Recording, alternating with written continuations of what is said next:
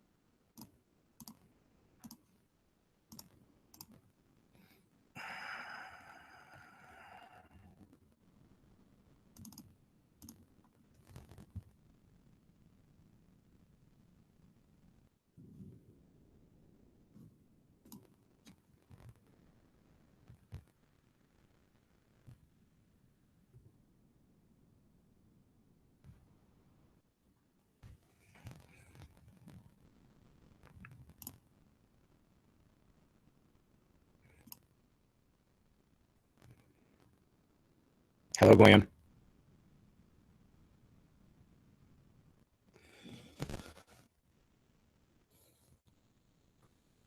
Hello, Hazard. Hello, Glam. Testing. Can you hear me? I can hear you. Hello.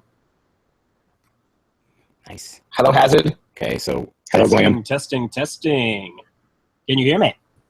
All right, wunderbar. Hello. Ja, sen. Hi, guys. Hello, Hazard. Okay, so hello, Glam. Testing. Can you hear me? You. All right, wunderbar. Hello. Ja, sen. Yeah. Hi, guys. Hello, Hazard. A loop going. So I don't know why. Testing. Somebody's Can got you hear somebody's got the YouTube window open. You got to mute the YouTube. Ja, sen. Yeah. Hi, guys. Hello, Hazard. A loop going. So I don't know why. Testing. Somebody's got the YouTube window open. You got to mute the YouTube. Mine's muted. All right, we're better now. You guys got the YouTube link? I'll tweet it out. Yeah, I'll put it in the Skype chat. Hang on, let me get it again for you. Where'd Tharu go? Oh, he's gone. Tharu, it was just hosting the call. I'm pretty sure he buggered off. Yeah. Hey, can you guys hear this? You're really fucking I'm crackly, getting mate. this pimped. We can hear you, yes. No, stay on this page. Post that. Restarting soon as the Paranormies podcast. If you guys don't hear that Put the music, link though, huh? there. I can't hear your music. No, you got that set right. No, are you trying to use battery? Nope. Doing the VLC thing like we did earlier. Oh, you gotta be fucking kidding. That's what I Oh, wanted. Did you make sure you clicked VLC. in? Did you make sure you click audio and flip it over to line 1? I gotta do this with the Google Hangouts, right? Yeah, your audio's fucked up, Johnny. Fucked up how? It's just cracking. It's Really? yeah. Try logging out and come back in again, and then go to your I don't settings. think I can do that since I'm hosting the thing. Oh. Well, maybe what if you unplug your headset and plug that back in? That might sometimes do it, because I've found that sometimes jumping from one podcast to another with my headset without pinging it out and pinging it back in again does something, and it ain't even meant to happen. It's some sort of fuck up between Windows 10 and drivers for some sound cards and some video cards, apparently.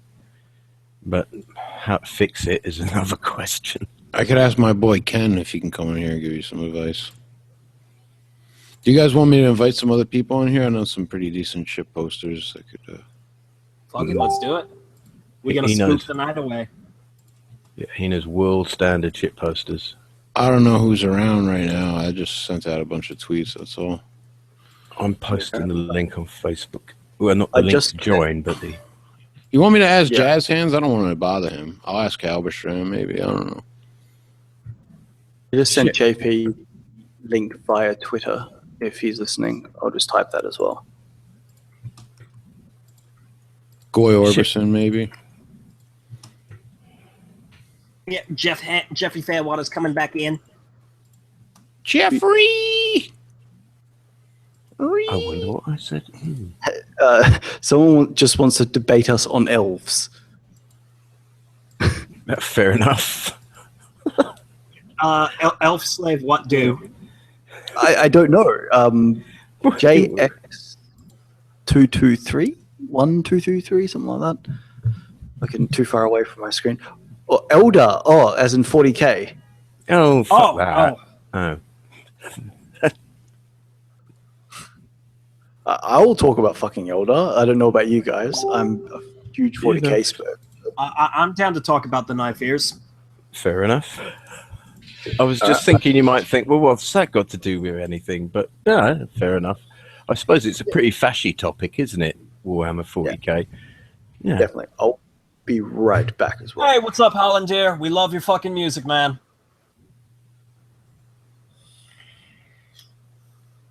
Hi there. You guys mind if I invite White Hot Takes in here? Ooh. Fuck it. Bring him on. I mean, I don't know who's around. I'm just DMing a bunch of people, but we'll see. I mean, if White Hot Tex wants to come on, he's more than welcome. Are we live right now? I don't have a YouTube link. Do you guys have a YouTube link for me? Yeah, we are live. I can put that in your... I'm on Twitter. I'll put that in your Twitter as we speak. Twitter. On your Twitter. What would an American pronounce it as then? Twitter. Oh, right. Yeah, with the D's. Well, I've sent it to your Twitter then. So you can go to your Twitter and you can have that there.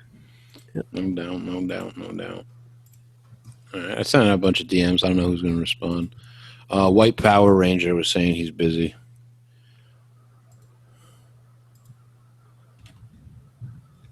I'm going to make a quick cup of tea. Grab a bottle Busy of too. full of cigarettes.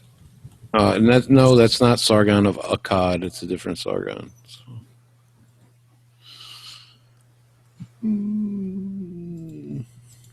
Alrighty, back. So, is anyone invited this? This guy at Daily Boomer Hate. I don't know who that is. He's the guy who wants to debate elves. He's Morden from the forums. So, what do you guys think? Is Anthony Weiner really in custody? This nigga? I don't. Okay. I don't know if they've done like an Australian style. Like in Australia, it's when someone's been arrested, they are assisting the police with their inquiries until like the police decide to like throw them in jail. So yeah, I think it's like that, and he's also, looking to not be thrown in jail. Yeah, it looks like the stars are aligning. Some nigga Keck has got our back, man. Too many good things are happening. I think even if they do have that tape of Trump saying nigga, it's not even going to matter at this point. The thing is, fucking Mike was on Twitter saying how that was a troll by Paul. Yeah, Like probably. the video. Can you niggas hear me now? Yeah, you sound much better. Oh, for fuck's sake. You could turn up the volume a little bit, but you're not crackling. So, Okay. That's better? Yeah. One of my family members works in the Hillary campaign, and they told me the internal polling says that Trump is up in Florida. Trump is way ahead in Ohio and is up by a little in North Carolina and is catching up real close in Halloween. in The fall Pennsylvania. air carries with it Johnny, he's like, things don't of the blow your load. paranormal Johnny, and don't blow that seemingly load. otherwise rational men and women. I'm not are gonna. Often I was just gonna susceptible test to this real retelling quick. You're and playing it. even You're playing believing it. embellished. Whoosh, you guys can hear that? Yes, we could hear Yes. that. Okay, That good. was a little preview of something. So you guys can hear this too? Yes, we can hear it. Okay. Because I can't hear it. So You'll hold up. I'll pop back into the Skype call with you and get it so you can. yeah. It's like, but fucking talking about Wiener. So someone posted, and it was like,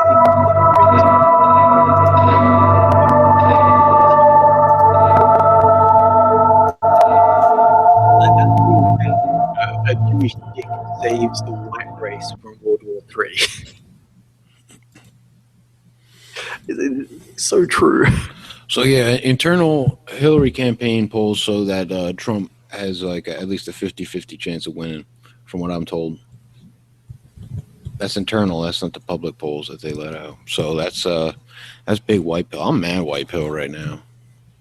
Yeah. Ain't gonna lie, man. If he wins, man, I'm just gonna spend like a couple months just rubbing that shit in people's faces. It's like motherfucker. Yeah. It's funny because of like things like the Darwin Digest. I've been considering doing this stuff, moving to like full time, basically doing this sort of thing full time, and it's just like if Trump wins, like legit considering moving to the United States. Yeah. We need more white people. Come on down, man. Yeah, I just love the irony though of just like moving to a country based on its anti-immigration policy. You guys do a pretty good job, though. I mean, you know, you've been towing boats fucking to like fucking islands in the middle of nowhere. I don't know. I feel like the Aussies are the most based like outside of the Slavic world. Yeah, it's like our government's really trying not to be, but it's good having a policy of essentially if someone comes by boat illegally, they are not allowed to set foot on Australia. Yeah, Europe could use that policy right now, man. Fuck yeah. Fucking like, I'm now like just outside of what the tide will bring me in out of Africa. Like they're going to tow me all the way to fucking Italy. Yeah, they do that. They facilitate the invasion now because the sea, whatever the fuck it is, the European Union shit, they'll just go all the way over right by Africa and just tug them all the way over to Europe. Fucking, oh man, I'm telling you though, I think the first domino is gonna fall, like because you know you got those base countries like Hungary and shit, and eventually one of the Western European countries is gonna go far right, and then it'll be like a domino effect. I think it's gonna be either Italy, maybe France. But my bet has been on Italy. What's up, Trent? Hey, can you guys hear me okay? I hope you guys don't mind. I invited Trent in here. I don't see why any of y'all would mind, but what's up, Trent? Oh, not much. What if I minded? It's all right. You can just punch Ian in the face. Yeah. Fair enough, man. Yeah, No, I'm further away. It'll hurt less. I get a funny story. So, not to monopolize too much time, but we were out at a spooky Halloween thing for kids at the zoo today, and you know, my wife, my kids, family, friends were all walking around, and there's this magician show happening in a tent. And then while the magician show was occurring, a peacock runs by. Oh, how funny! Look at that, a peacock! All the kids freak out, and then just one black kid, he must have been 5, just unaccompanied, just chases the peacock. And that just struck me as funny. I wish I had my camera out. It was the funniest thing ever to witness. It was like, even at the zoo, they're hunting for dinner. Yeah. All the white kids going, they just let oh, out how their beautiful. inner African, you know, their nature always tends to come out given enough time. I bet that rainbow fried chicken tastes good, though. Would you try? Thinking. Definitely try. Yeah, that's what he's thinking. That must be so delicious. That big, colorful rainbow chicken. I think it's the male peacocks that have all them colors and shit, right? The females are just like brown or some shit. It's funny because my university actually has a couple of them as sort of like the informal mascots. And they all, because of the way that they all hang around the art building, it's just kind of like a fucking like degenerate birds surrounded by fucking degenerates. They're damn weird birds, you know. They walk so damn slowly. It's kind of annoying, and then they'll just flash these huge tails up for some weird odd reason, and they can get quite iffy with you, like because they're always looking for something to like have a little mating dance with and a little tussle. So you can't really hassle them. You sort of have to give them their space and shit like that. So they're an absolutely annoying bird to have if you're in some country park or stately home shit and they've got peacocks around. It can sometimes be a right pain in the ass. Wild turkeys are a pain in the ass in like an urban environment because in my area there's like fucking wild turkeys now. Yeah, in New York City it's crazy, and they'll just walk in the middle of the boulevard. They'll just be sitting there and it'll be like a fucking huge traffic jam. You know what I'm saying? That's why we need to be able to have like hunting rifles in New York City, so we just shoot all in fucking turkeys and niggers. Well, yeah, that too. Yeah, he was going for a turkey officer. I had to shoot him. I swear, hit 5 black people. I was trying to hit the one turkey. He just darting in and out of fucking. Oh, shit, By the way, guys, I know there's like a pre-show shit post, but I've got another creepypasta. It's real short and sweet, really well written to kick off the spoops for this Halloween show. If you want to hear it. Yeah. Go ahead, Bongo. Well, don't get me confused with freelance. Let's just take note that the quality of this production got significantly higher when he left. I'm just kidding. I love you, freelance. You're a good guy. All right. Man and girl go out to drive under moonlight. They stop at a side of road. He turned to his girl and say, "Baby, I love you so much." "What is it, honey?" "Our car is broken down. I think the engine is broken. I'll walk and get some more fuel." "Okay, I'll stay here and look after our stereo. There have been news report of stereos being stolen." "Good idea. I'll keep the doors locked no matter what. I love you, sweaty." So the guy left to get full for the car. After 2 hours, the girls say, "Where is my baby? He was supposed to be back by now." Then the girl hear a scratching sound and voice say, "Let me in." The girl doesn't do it. Then after a while, she goes to sleep. The next morning, she wakes up and finds her boyfriend still not there. She gets out to check, and man, door, hand, hook, car door. The end. Right. Who was? Why did he call her sweaty? Well, so I don't know that. I'm just reading it as it was written. All right, I'm just going off of the author's, the original work. It was a misspelling of sweet. I don't want to say it's a misspelling because obviously we're dealing with an intelligence far superior than our own. So Fair point. If she's okay with being called who are sweaty, we to interpret what the author meant? Yeah, who are we to judge? Actually, I had a bit of science news to bring up, which I forgot to bring up during the Darwin Digest, which might be interesting for people. It's not particularly in depth.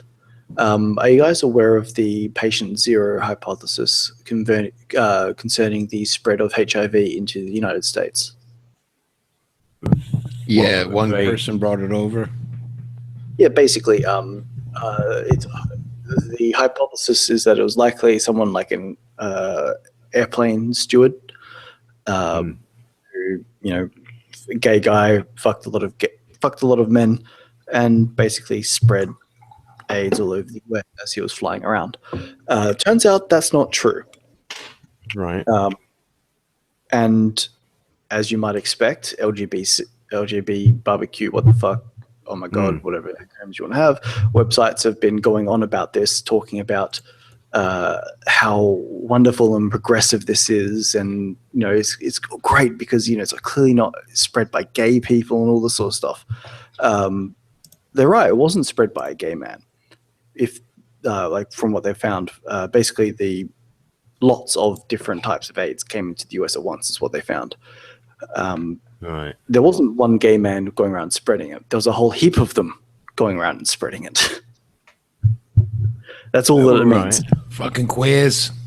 Right. Yeah, so so- that could interpret that like every gay air steward in the US was into a massive scene in a way, and that's how it happened, more likely. Not necessarily like one big gay, like transcontinental orgy sort of thing, but a few very dedicated faggots, as opposed to like one obscenely dedicated. Obscenely dedicated faggot. Yeah. Well, it's yeah. What do you mean by dedicated? But that's all that means. I think this is something I wanted to bring up because it's quite likely that people who do get in these sort of conversations, debates with those types of people, it's like another bit of ammunition when they say that. It's like, no, it just means there was lots of faggots, not just one. That's all that means. So I just wanted to tell people, but I completely forgot because, I'm through a bottle of Jameson, and I'm into my second, and I've gone through a bit of beer tonight. So, Hey guys, real quick, is it all right if I invite my co-host Ken onto the show? Oh yeah, very good. Yes, please. All right, I'm sending him. Fix his fucking audio shit. You sound terrible. Good God. Hold on, Johnny. Go check through the audio repeaters. It's sounding like you have two of them running that are doing the same thing. Dual input. Ooh. Yeah, that's the kind of power levels he's got. We'll all sound like this when we become proper fascists. to answer Il Duce, everyone here excited for the male birth pill? Question mark. No. Winky face. No. Okay. It sounds poisonous, doesn't it? I mean, what's 20%? No, it's more degeneracy. True. It would. The important part is it's not as innately degenerate as the female pill. Right. 2, purely based on its success rate, like the efficiency of it, like it's actually more effective than the pill.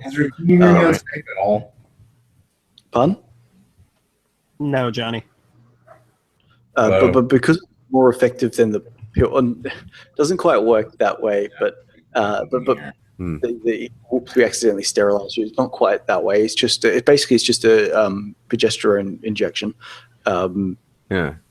The really funny thing about it is it's really triggering feminists because now they can't claim child support and all that sort of stuff. Or it's harder to.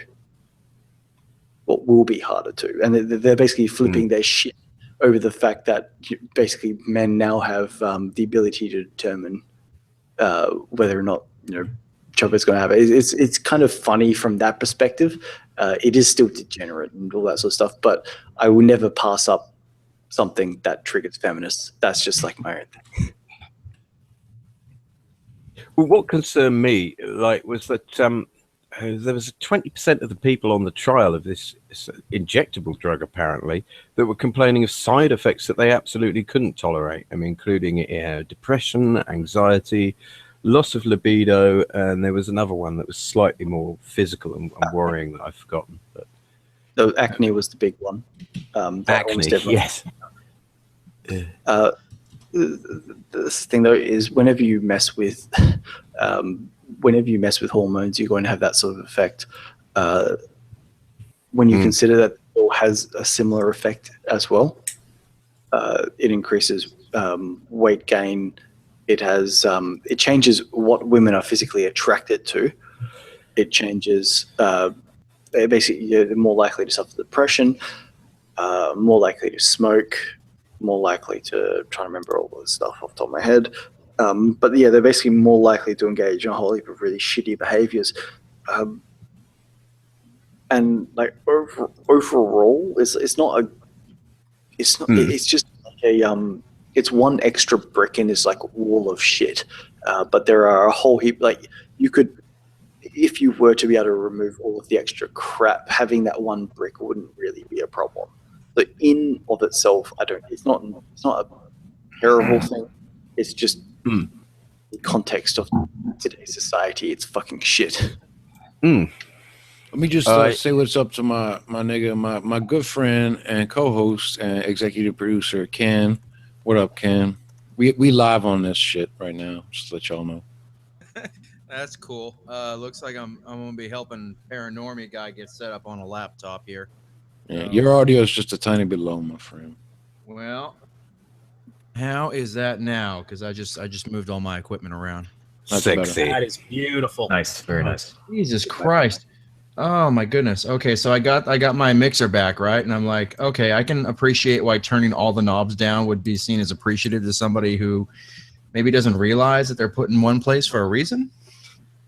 Yes. Yeah. I'm gonna end up sounding like a squirrel this Friday. Might not be a bad thing. Oh. So it's going to happen this Friday. Yeah. Fantastic. I missed you guys this weekend. No, I was literally on Friday night thinking, I'm fucking bored now. I've stayed up. It's not happening because I didn't bother really looking at Twitter much, and I went back And look, it should have started by now, so I went and had a look at DeMarcus's wall, and he said, "Oh, we're on hiatus and that kind of thing." I thought, "Oh, great." So I'm here now, and there's no party. Typical. Yeah. Careless Rex did a hangout on Friday. It was pretty much just Anita being really drunk. That's all right. I'm gonna have to follow him then. Yeah, he's a good guy. Careless, it's good. 2 fucking weeks in a row, I'm not drunk on a hangout. But I will say, incidentally, like all the compliments on it went up like tenfold. So I think I'm just gonna stay sober. I'm still gonna be drinking on the podcast. I don't care if you drink, but if our quality goes up because I stay sober, I think that's a sacrifice that has to be made. Yeah, it's another sacrifice we had to make on the war room as well. We have to keep at least half of the Joint Chiefs of Staff sober enough to have a decent conversation. But wait, you want me to come on the war room? I'm not a veteran, man. No, that's not what I'm saying. I'm just saying that we have to keep a little bit of sobriety to actually have a coherent show. So it is a real thing. I do agree. So you got 2 podcasts, man? Damn, well, I'm not the host of the war room. I'm just a panelist. Right. And occasionally do the audio editing. And the other one is the National Public Radio? That's right. No doubt. Well, I'm sure he's happy to talk to us future dominators. Yeah. With the Darwin Digest is when I like to sit back and think about things with like a drink in my hand. It's that sort of relaxing sort of stuff. But it's like I also have to be like stone sober in order to actually. I imagine with a show like Darwin Digest, you would really have, you couldn't really effort post like that if you're too inebriated. Yeah, I would invite myself on your show, but the only science I really have, I'm not very science minded. I'm more of a humanities guy, but I do know a decent amount about geology. But I think that would make for a not so great podcast, to be honest. I don't know if you podcast would rock. Oh God! Pork to the oven. Get the fuck out of here! Get the fuck out! Woo, lad. Would that be igneous or metamorphic or sedimentary? Because you don't fucking move. You need to lift more. We have bully sided. I think of the history of the alt. Fucking like geology burns. Yeah. Only on a fucking like hangout that's been running for what fucking 8.5 hours. Yeah. Welcome to the Paranormies live pre-show where the bands are hot and heavy and they usually get started right away. The bands are going to be running longer than the show itself. I mean, look at this all-star fucking cast we have. We have DeMarcus and Ken of Intersectional Alt-Right, Jeffrey Fairwater of NPR. Hell yeah. Fucking Soap Merchant of Darwin Digest, and myself and Johnny Monoxide from the Paranormies. We're going to have one hell of a show tonight. Oh, yeah. Although I will have to leave at some point during it because I have to go to a lab. Really? Ooh, well, I basically will have been up got up at 6, so I've been up for 25 hours right now. That's all right. We'll pour one out for the homies. So it's 5 hours from now. So I'll be up for 29 hours, and then I go to a lab. Oof. That's safe. Are you dealing with some chemicals there? Might be dangerous. Maybe you should, get some rest. No, microbes. Oh, okay. Well. Oh, yeah. Don't worry about them. They could only destroy the whole world. Yeah. Yeah. Yeah. You ever seen the movie Pandemic? Yeah. Yeah. Actually, it's just a lab on a coal so it's nothing special. So just make sure you don't utter the phrase out loud. What's the worst that can happen? Yes. Yeah, pretty much. What could possibly go wrong? Yeah. Anything like that. If it would be seen in a just a B movie, don't say it. Yeah. Don't worry, guys. As long as I don't drop this vial right. Oh, shit. It's right because I won't be sober for the lab either. So being tired. That's good. So genetic-specific diseases. Could we do that? Could we wipe out whole races with diseases? I thought that's what AIDS was. Really? I've talked about this a few times. Blacks and gays. That's its thing. Yeah, but they think they're a race. Yeah. It's The Yes. idea is you can wipe out the majority of them, but so if you picked let's say you had used CRISPR to wipe out a particular allele that had extremely high prevalence in a particular race. Let's say you found like the Jewish money grubbing gene. Yes. And you managed to wipe out 99.99% of them. You'd wipe out the vast majority of them, but there would be some that would be left who did not have that particular allele, and that you would also have collateral damage of other groups. The thing is, alleles, if you're talking about SNPs and alleles predominance in various races, I mean, yes, they're going to be most commonly found in races if you're talking about distinguishing by that, but they're still also going to occur in the other races as well. Yeah, so that's my point. A SNP and an allele is things. An allele is when you talk about an allele, you're talking about essentially a different phylogenetic outcome as a broad way of describing it. A SNP is a single nucleotide polymorphism. It's basically a single mutation on a single point somewhere. It's usually a silent mutation, so not something that has an effect. And it's basically because it has no effect, and because there's so much DNA, the fact that there's a single mutation there and everything else is consistent is an indicator that it's like that sort of thing has been passed down. So you can use SNPs and basically clustered repeats to work out things called haplogroups. We just need yes or no answers, son. English, doctor. English. How was that like complicated? This is like I did got it. I was just going for the joke, but like because it was vaguely complicated. But I see what you mean. Like, so we could probably do something like lose 50 of them without losing too many of our own people. We could do maybe 50% or something. The question is, how much are you willing to sacrifice? Lots. Oh, fuckloads. Yeah. Well, there you go. Oh, great. The answer is in the question. In this particular case, like the actual technology to do it isn't particularly difficult. We've got like the instructions on how to do it. We just kind of need to draw up and then build the tool. That's all that's left. Brilliant. Yeah. Oh, there's so many white pills this weekend. I know, and we were the first to break the one about Wiener. Yeah, you're welcome. That was pretty fucking fun. It's not going to be the first time a Clinton's gotten fucked by the actions of a Wiener. Yep. Or a cigar. I said it a while ago, but like the fucking the greatest thing is like, who would have thought a Jewish dick potentially saved the white person? A Jewish dick named Wiener. You guys mind if I invite Goy Orbison in here? How many people can you have? 10. Right now we're at we have 2 more spaces, so you can always kick him. Yeah, just kick him. Yeah, we don't need Johnny Monoxide here. He's always expendable.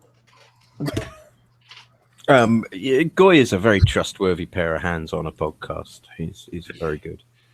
So speaking of Johnny Monoxide being expendable, someone should Photoshop like the Expendables poster, just Johnny Monoxide's avatar on every single character. Except for one in the back, which you need to have just a sleeping Mario face. Same thing, tomato. Oh, nah, Johnny gets the brunt of the bants, but we love him. I think that's why we keep him around. It's just so easy to bounce. And his snoring was. Well, I mean, it's not, guys, come on. We need to stop bancing Johnny Monoxide. We need to set our aspirations a little bit higher.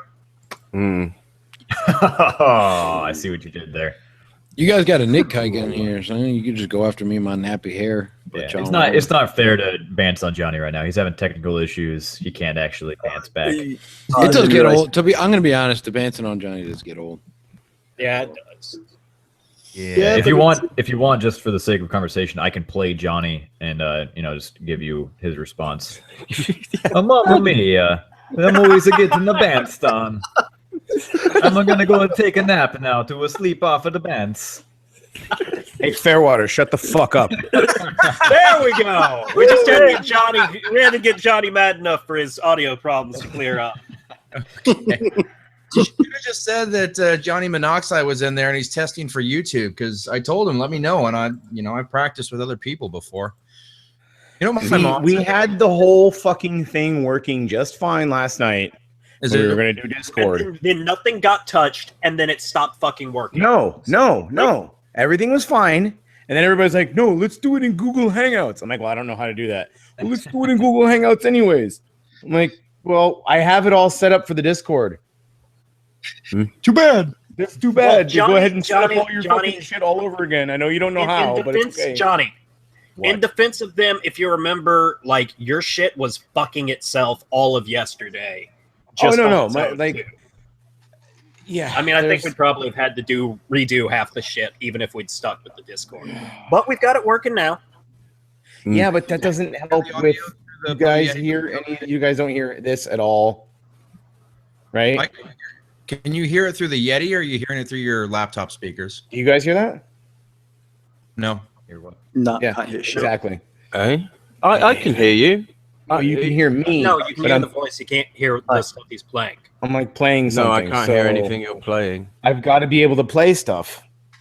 Oh, well, Johnny, why you can don't send you it over to use... me? I have mine set up. Yeah. Just bring me on there and tell me when to cue sound shit.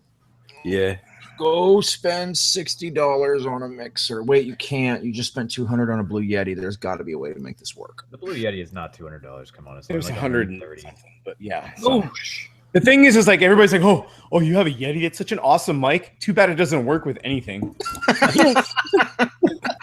It's such a great mic though. Like it's awesome. The only problem Like I it have picks with up a mine is fart that it's- from down the street. Yeah. But like like far from down the high street. If you in an obscure fucking Japanese audio recording program from '73. Yeah, that's the only issue I have with mine. It's such a good microphone that it literally hears everything happening ever. I literally I was cracking my knuckles in one episode. I was like, what? Somebody was commenting, what the hell was that noise? That's why I got my I'm using Sennheisers, because they've got this, like, somebody was complaining that it's got this huge dead spot right behind it, and I was like, oh, that's fucking perfect, because my kid's bedroom is like right across from my office. That's perfect, isn't it? Well, it's Braden approved, which means I'm now king of the alt-right. I don't know. I had like a whole I got thing a set up. podcast. Very angry right now. All right. Did you set it to playback device in the Windows? What? I sent you another message in the chat, because Go if back I'm to the thinking speaker icon in Windows for playback device and set the Blue Yeti as an option. Okay. Let me see. Because if I'm thinking if Windows will treat the Blue Yeti like a speaker, then it'll just literally record and funnel everything through the Blue Yeti. Oh, Hollandier just said if you Trump guys can wins, hear me, he's right? going to send us $100 for new equipment. Oh, nice. Yeah. You guys can hear me now still? Yeah. Yep. Okay. Let's see if you can hear this.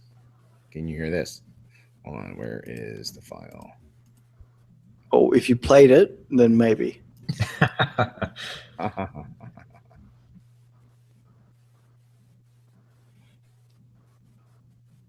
So you remember when we were like, Johnny, we can't go live now. We got to fix these audio issues. And you said, fuck you. We're doing it live. And I don't care what audio guys hear issues that? we have. Nope, didn't hear a thing. No, we didn't hear it. Okay. So, yeah. So. That never actually happened. See, the problem Should've. with virtual audio cable, this is why I got the mixers, because it would not cooperate with Google Hangouts at all. You guys don't hear Because that at all, right? I'm playing music. Yeah. I'm actually running through a virtual cable right now. You guys Yeah, can hear me I'm fine. running through a virtual audio cable. Okay. My dick's still bigger than yours, and I'm telling you, this is the only way I've got it to work. I don't even know. Suck it up. Maybe if you weren't sticking your dick in like the fucking physical Jew, Well, then you dick, wouldn't have. motherfucker. Dicks. Is the physical Jew sex period, whereas the vaginal Jew is just sex with a woman? Wait, I don't know. What is a physical Jew? Okay. So, Well, the regardless vaginal- of what the happens, vaginal hey Jew guys, is hey a guys, woman. regardless of what all you guys want to talk about, we still need to be able to play all these things tonight. So. Hold up, let me check something. I don't want to burst anyone's bubble. You guys hear that? Yeah. So if we you can get hear even that, yeah. haunted, does it come across Yeah. clear? Yeah. Yeah. Play it Sounds again. My shit works with virtual audio cable. So how are you running that though? I'm running it the way I showed you, dude. So what do you It's have? exactly What the did way- you do? What is the pickled Jew? What program are you using? Welcome to the I'm using Paranormies virtual audio cable. pre-show. Okay. Well, what is your setup going through the Hangout? The Hangout is literally Google settings, microphone, line 1, virtual audio cable. I have 2 instances or So hold on, go to your settings and what's your microphone setup as? line 1, virtual audio cable. Okay, and then speakers are Default.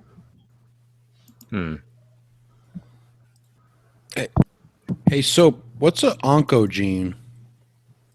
An oncogene? Yeah. Can you Hold spell up, you that? went crackly.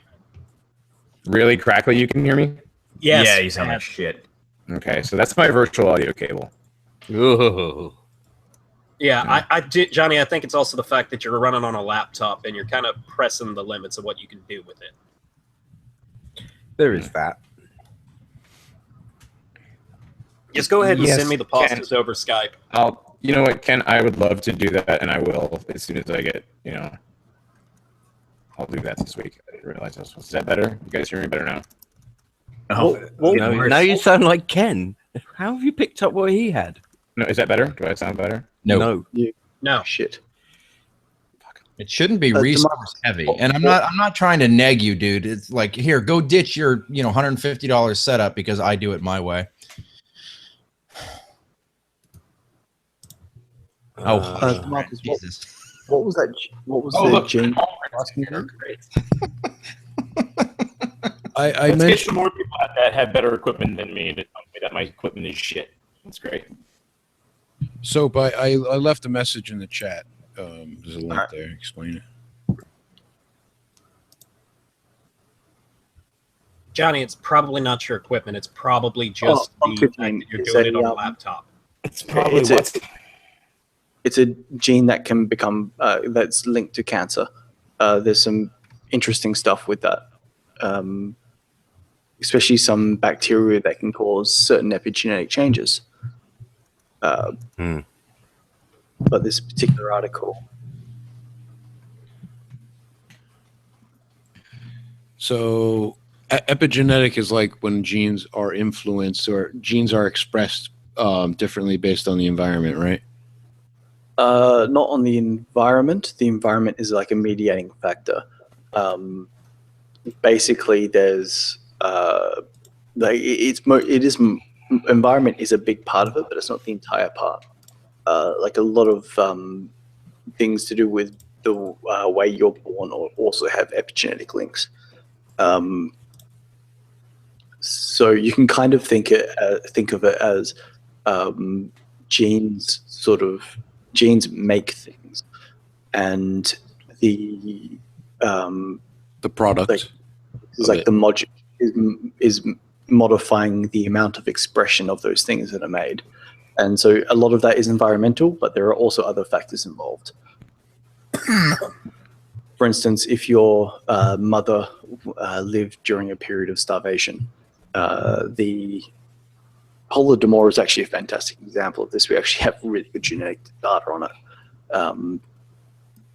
and that sort of stuff. An oncogene, onco is basically just talking. It just basically means cancer. It's the simplest way to put it. It's just basically a gene that can cause cancer. A good example, as far as epigenetics is concerned, there's a bacteria that's infection in the stomach can actually cause an epigenetic change, which is linked to stomach cancer. Those genes becoming stomach cancers. Those cells that have the epigenetic change becoming stomach cancers. So an oncogene is that particular gene which can is linked to cancer. Interesting. I did not know that. The most common route is genes basically have basically a set of pathways that tell them to enter apoptosis, which is controlled cell death. And if you able to disable the genes or redirect the things that will go. Hey, Hazard, I'm sending you those links. So,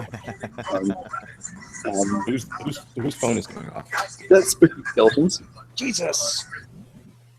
Hazard, can you hear me? Hello. Whoops. Hello. Hazard. Hazard. You guys can hear me. Okay. Oh, he can hear me. He's Chunky. All right. Well, I'm gonna send all the fucking files to you, Hazard. You can fucking play them tonight. Fine. Whatever. All right. Just tell you when to play them. Not a problem, man. Can y'all hear me? You definitely. sound fine, but my brother. All right. And I sound fine now. No. You sound a little bit chunky, clucky still, bit chunky. Yeah, is that the term? Oh, I know, man. I'm as Literally, heartbroken by this about as to, you. Just fucking rampage my living room in about a second. Nah, man. It's. Oh, I Yeah. got a little white pill for you guys. If you maybe that'll make you feel better. Cocaine. Now involves dead minorities. According to the UN, migrant deaths in the Mediterranean hit a record in 2016, even though there are only 1/3 as many crossings as 2015. So that means they're like 4 or 5 times more likely to die in a crossing this year. It's clear that Poseidon is on our side.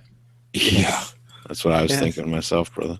Or the Greek Navy on the quiet, just going out at night, borrowing the boat and just tung, tung, tung, tung. See ya. Greeks don't have a navy. They might have like a gun on their fishing boat, but they don't have a navy. Well, yeah, gun on a fishing boat. That's why it only goes tung, tung, tung, tung, tung, rather than something impressive like a US Navy ship would do. Daka. So, yeah. Fireman. Or at least something with a bit of poof to it, a bit of a crump at the end and some, That was some very angle. good alliterations. You guys, I'm trying to look cool in front of Trent Holgram here, all right? Are we supposed I'm to- not looking. It's okay. I forgot he was on. Just sitting there with his head in his hands. Just, What have I got myself into? yeah. I hope none of my regular fans are watching and things like that. Yeah. I know that Well, it feels. It's funny, every time I do something like this, or there's like a Dingo raid on the forums, everyone's surprised at like the guy from Darwin Digest shit posts. Yes. He's like, come on, I'm human. So And- you presumably your Darwin Digest is a lot straighter and professional and academic. It's a science podcast, so yes. Well, like we Oh, said wow. earlier, you can take the dingo out of the shit posting, but you can't take the shit posting out of the dingo. Yeah. I think it was Thunderfoot that gave people the impression that scientists couldn't shitpost very well. I think. I'm just a kind of an idiot. Yeah, But he is. he's good at poking holes in things that are really easy to poke holes in.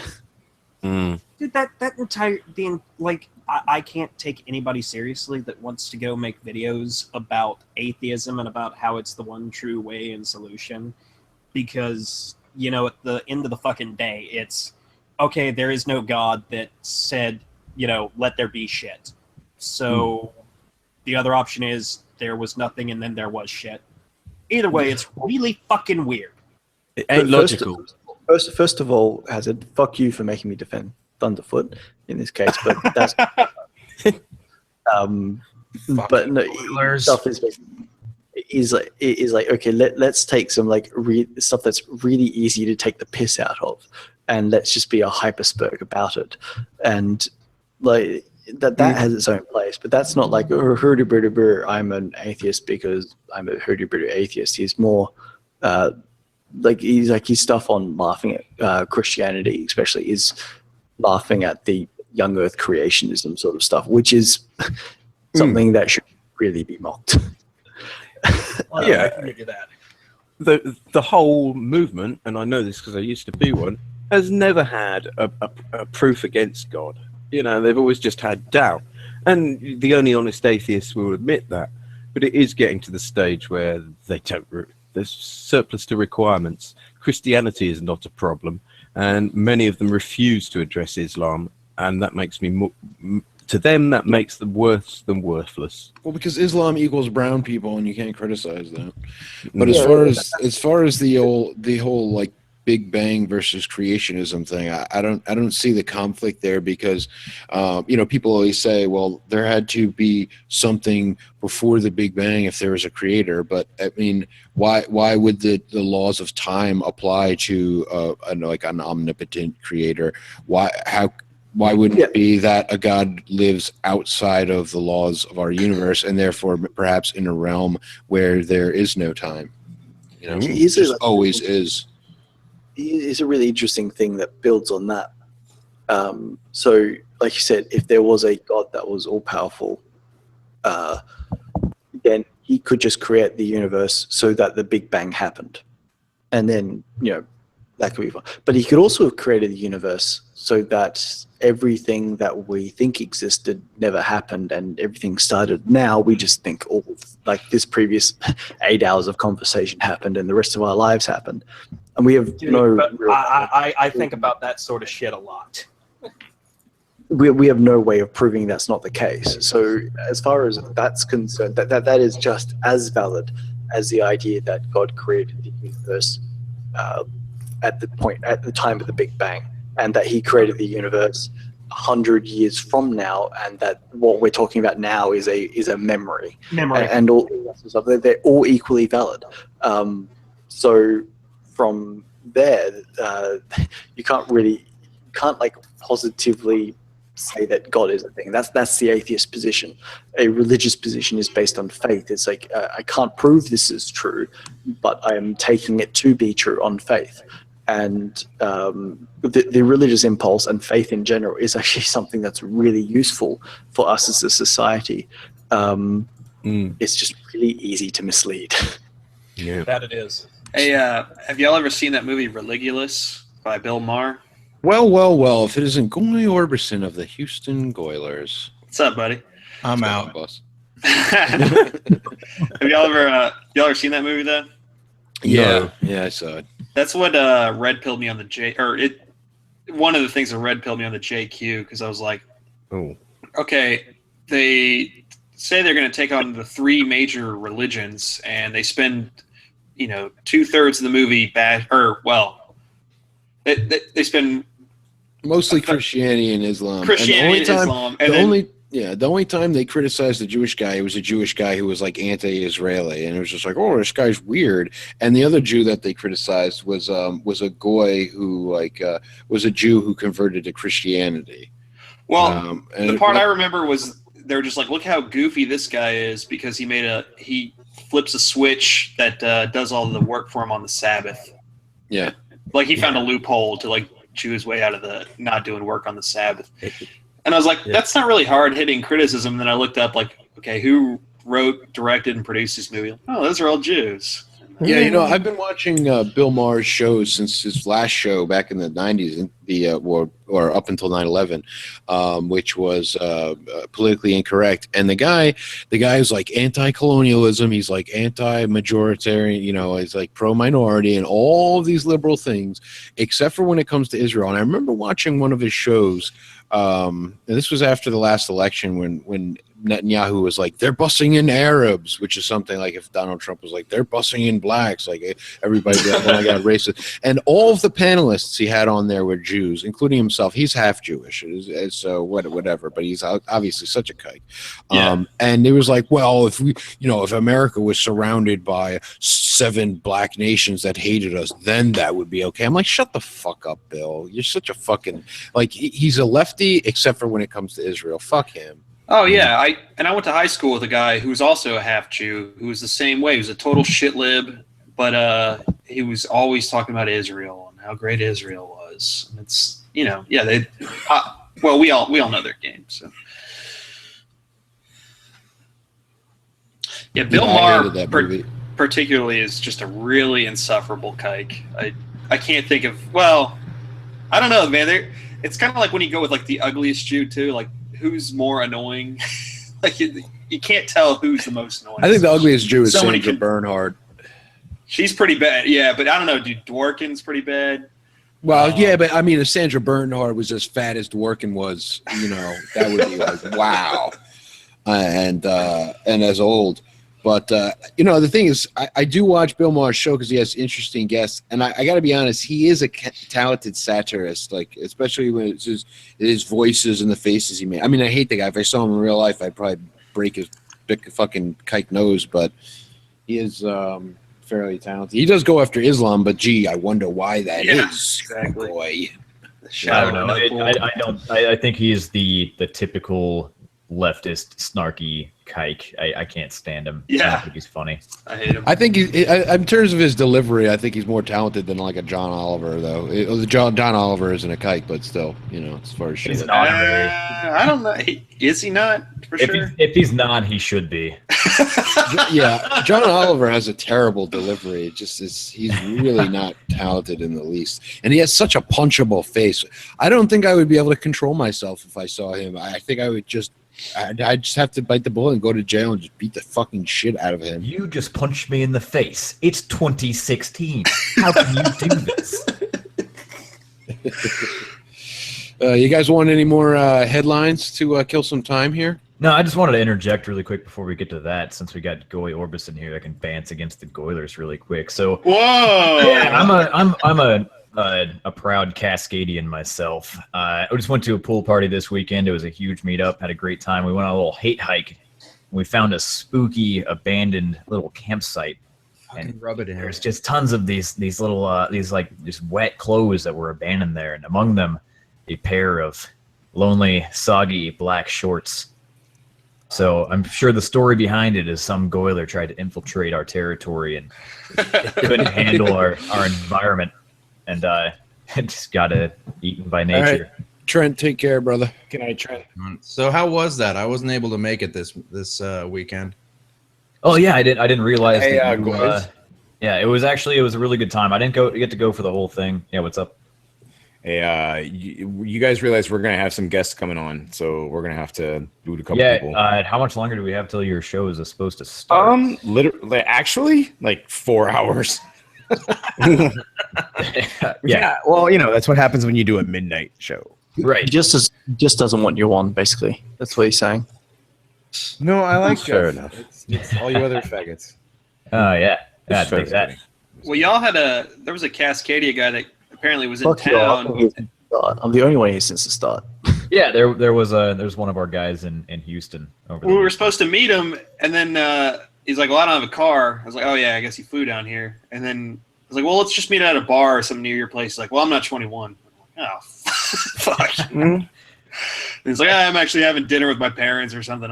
So we didn't actually end up meeting the guy, which is unfortunate. We would have loved to met a real Cascadian, but well, you'll meet me at the very least when we do Tier WrestleMania. Sure. I'll be heading down to Houston for that. So this is Jeffrey Fairwater, as they say on the War Room, right? Yep. I am a Jeffrey Fairwater. joint panelist on the War Room and host of Nationalist Public Radio, both TRS Radio Productions. From the U.S. Navy. I love that War Room show, man. That's it's a lot of fun to help make, No, it's fun. I've been on like twice, once on purpose and once by accident.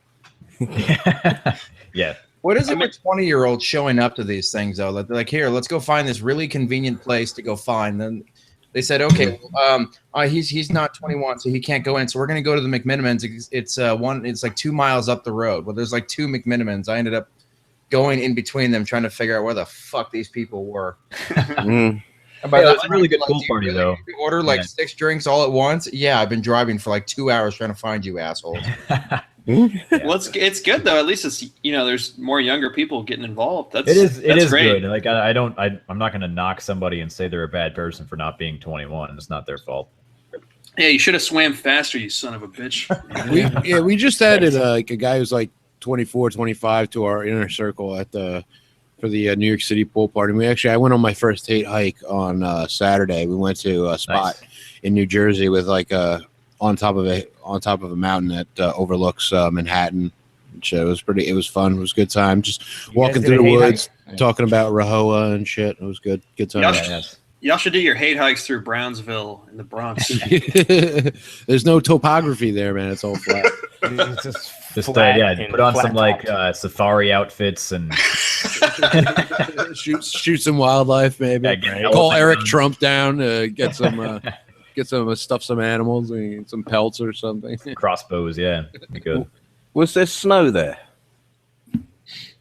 Oh, here no, in it was like Cascadia? no snow. Fair enough. No. No. I was asking Demarcus. No, because someone asked me to share some pictures of their hate hike the other week, and they were all stomping about in snow. So I was thinking, oh, well, not the other week. It was literally yesterday. And so I was thinking, oh, is that the same thing? But I guess not, because there was snow all over the ground in these pictures. It almost hit fucking 80 degrees here in New York, and we went hiking yesterday. It was like 65 maybe, but yeah, it's fucking warm as fuck in the Big Apple today. Plus, these guys were all dressed up in uniforms and carrying around huge swastika flags, and I was thinking, I can't see that as being Demarcus. Nah, like not even on. Nah, black people don't do cold weather. We don't fuck with that shit. We just stay inside the. Nah, y'all niggas get them big coats going on though. Yeah, Yeah, I can that's imagine bubble you. Goose, son. I got my bubble goose. This shit be like some big nigga coat weather. That snow gonna melt. I don't have to swim through that shit. Yeah, But the lace up beach is shoes next and to shit. Walk down a dark. Man, I love winter. Winter is fat man weather for sure. Like you don't have I to love hold winter, it in too. anymore because you're wearing 2 sweaters and a jacket. Goy, did you just say you love winter? There's no fucking winter in Houston. Get the I fuck know out there's of here. not. I'm not but- in Houston, nigga. He's talking to me. And that's why I can't wait. That's one of the reasons I can't wait for TRS-WrestleMania is to get the fuck out of the cold weather, man. It's gonna be like 50, 60 degrees over there. I'm gonna love Oh that shit. yeah, you know what? That's right because it's gonna be kind of cold down here. But No, it's gonna be fucking warm compared to whatever it is gonna be here. well, right. But hey, speaking of blacks, I went and voted today, and man, the area I went to, a lot of niggers in line. Well, it's they're early actually, voting. they're actually like turning out to vote. Oh, That's really? the first time they've ever been early. Shit. That's why they have early voting, so minorities can fucking. Which I don't understand because election day is always Tuesday. It's not like niggers have anything to do on a Tuesday or any other day of the week. Oh yeah, a lot of Sheila Jackson Lee signs out. And, I voted basically straight ticket Republican, except for there was a Jew on there. I abstained from that one, and then there was like a mestizo, and it was either between her, a Democrat, or a Libertarian. I was like, I'm just not voting on that one. I kind of had the same thing here in Washington. I voted straight Republican, with the exception of like anywhere where it's like a choice between a woman and a man. I picked a man because I don't think women should be in politics. And Hey guys, I've just been told that we've been talking for like an hour and nobody said anything about paranormal stuff. oh man, That's all I right. could read some Okay. creepypasta again if you. Hey, I no, would Jeffrey love went to an No, I- abandoned Yeah, hiking we found a site, am I right? spooky abandoned campsite where a Houston Goiler got lost in the woods here in Cascadia. We would Oh, never dream of going to that. Soggy abandoned black shorts just laying in the middle of the woods. Cascadia is great except for the people. Oh wow. Well, I mean, yeah, I agree with not the the people of the I'm not talking group about are y'all. I'm talking about fantastic. the shit libs who live in Seattle and Portland. Yeah, they're Well, terrible. up in Seattle, don't you guys have a lot of like Bigfoot sightings and stuff up there? Yeah, he's pretty much just walks around in the open. Yeah. So you've met him and shit, Have you? Is he a hipster? Does he drink cold brewed coffee? Is that what's going on? Like IPA and shit? Yeah, the Does he have a big beard and a nice tight fade? Yeah. Yeah, he's got a big Sasquatch man bun. Do you have to pay him for like autographs and photos and that kind of thing? Does he have a little card reader with him and that? Yeah, he's got that square thing he plugs into his iPad. Oh, fantastic! They're so So convenient. You see, Loch Ness. I know weed dealers that have those things. Oh my god, that's incredible. Bigfoot is a weed dealer? Yeah. You can get a square for whatever reason. Yeah. And so now the weed dealer never has to hear, "Yo, I got to go to the ATM." Nah, nigga, just I got swipe my your square. Swipe your EBT. shit. Swipe your shit, nigga. Hey, yo, nigga, you take EBT for this fucking weed? Hell yeah, nigga. I'm on Well, that now- EBT. Now you can't say we're not talking about paranormal stuff because we're talking about spooks now. So That's right. We are talking about spooks. Yeah. I think money, the most unheard of thing in this country. What's that? Spooks and money. It's quite paranormal. It's unique. It almost. is. It's amazing. Like you can give them millions. Like they could win the lottery. Yeah. And within It's gone. days almost, they're back to being broke. It's like magic. It's weird. Yeah. It's as if they're programmed to not have money. White people can't do that. But then they've always got good sportswear. How does that happen? Well, that's because Just Chinese. nobody shit knows. is They ever important. watch those shows that like follows up with people who won the lottery and they've got That's like one of my these- favorite things to Yeah, watch. Like Yeah. they got these like white people who just like live in a modest, like pretty decent home and like just they don't work anymore. They just get these paychecks and they just live like a really modest but upper middle class lifestyle off this lottery. Like, it's like okay, that's pretty responsible. They don't have to worry about money anymore, and that's cool. But they're not living large or anything. Yeah. Did Hazard say he had to leave to go get his mom food? What is with people and their mothers in the alt-right? Not me. Some of us get along with our parents, bro. I get along with my mom too, but like I don't have to stop what I'm doing to go get her some food. Well, they get old. Yeah, I don't know his situation, but I don't know. That's a nice thing. Yeah, it's nice. It's better than sticking his mother in a retirement home where a bunch of niggers are going to abuse her. Oh God, no! That's what in-laws are for. Well, it's also better than him saying, "I got to go get some food from my mom." No, that's not as it's not. Actually, it's not actually better. worse because If it was tendies, his mom would bring him tendies. That would be preferable. if mom brought tendies, then yeah. Hey guys, an interesting little tidbit I found on Amran. Surge of migrants illegally crossing U.S.-Mexico border ahead of election. The smugglers are telling them if Hillary gets elected that there will be some sort of amnesty. I'm guessing that it's also, well, if Trump gets elected, you ain't getting over. So get in now Yes. before they close the door. Yeah. Yeah. well, I've heard there were ICE agents at the polling places arresting in Texas people. and So Arizona. Yeah, I've heard that too. That there's been ICE agents around. we need some Spanish speakers to get the word out to let them know. I actually started that campaign. No, Did you really? this is a real Good man. campaign. You're- No, Yeah, this I is know. a legit thing. I know, dude. and I started it Did you? Yes. An actual on Twitter. The getting the info out there. Yeah, that was me. nice. Hey, Wyatt over in the Spurg chat says moving out of your parents' house is a Jewish trick. And and the Italians know that better than anybody because I don't know anybody who lives with their parents. And I'd say Wyatt knows it better than anybody too. He's 28. that's why I'm pretty sure Wyatt's part Italian. like my uncle got divorced when he was like But 36. I'm half Moved back in Italian. with my grandparents. Half Italian. I don't live with my folks. Yeah. Maybe Hey, it's They not- Wyatt, make fun of it. What it really is a tight knit family unit, and people are like, "No, that's just retarded. You live with your parents." Yeah, no, it must suck to have to like not pay rent and not pay, regular bills and shit because your parents already have a place. I Yeah, remember those days. North Italian, so it's more German than Yeah, Italian. you're basically it's very Swiss. volkish to take care of your family. Yeah, No matter how yeah. old they are. Except I have a nonna. Of course you do. I used to. She passed. So yeah. Miss my I nonna. don't actually because she's dead. But hey, yay, depressing. Yeah, no. Hey, you know what? When we break out the week, I'm gonna ask my nonna. No, I'm not asking my nonna a question. She would bitch slap me for just saying that. Actually, Did you say break out the weed? the Ouija. Oh, The Ouija board. Okay, I was like, thank God. No, You fucking potheads on the show. Get out. Let's break out the week. Potheads. Not have it. no, it's the Paranormies. We're gonna do a live Ouija. Yep. thing. Oh, that'd be good. A seance, yes. Artists. Oh, something's coming in. And Marxism is death. Yeah, exactly. I'm gonna need to be sure to get I've got off of the Karl Marx program in the line. before that Ouija Yeah. thing. That's too Marxism is Jewish. No It's shit. Jewish. No shit. Have you seen that? Have you seen that meme that someone started spamming on Lefty Poll? The Trump grab her by the pussy. It's like Marx would support Trump. He's like grab her. These the means like pussy of reproduction. Yes. It's true. It works. It equates. Mm-hmm. Oh, it's fucking glorious. That sort of shit.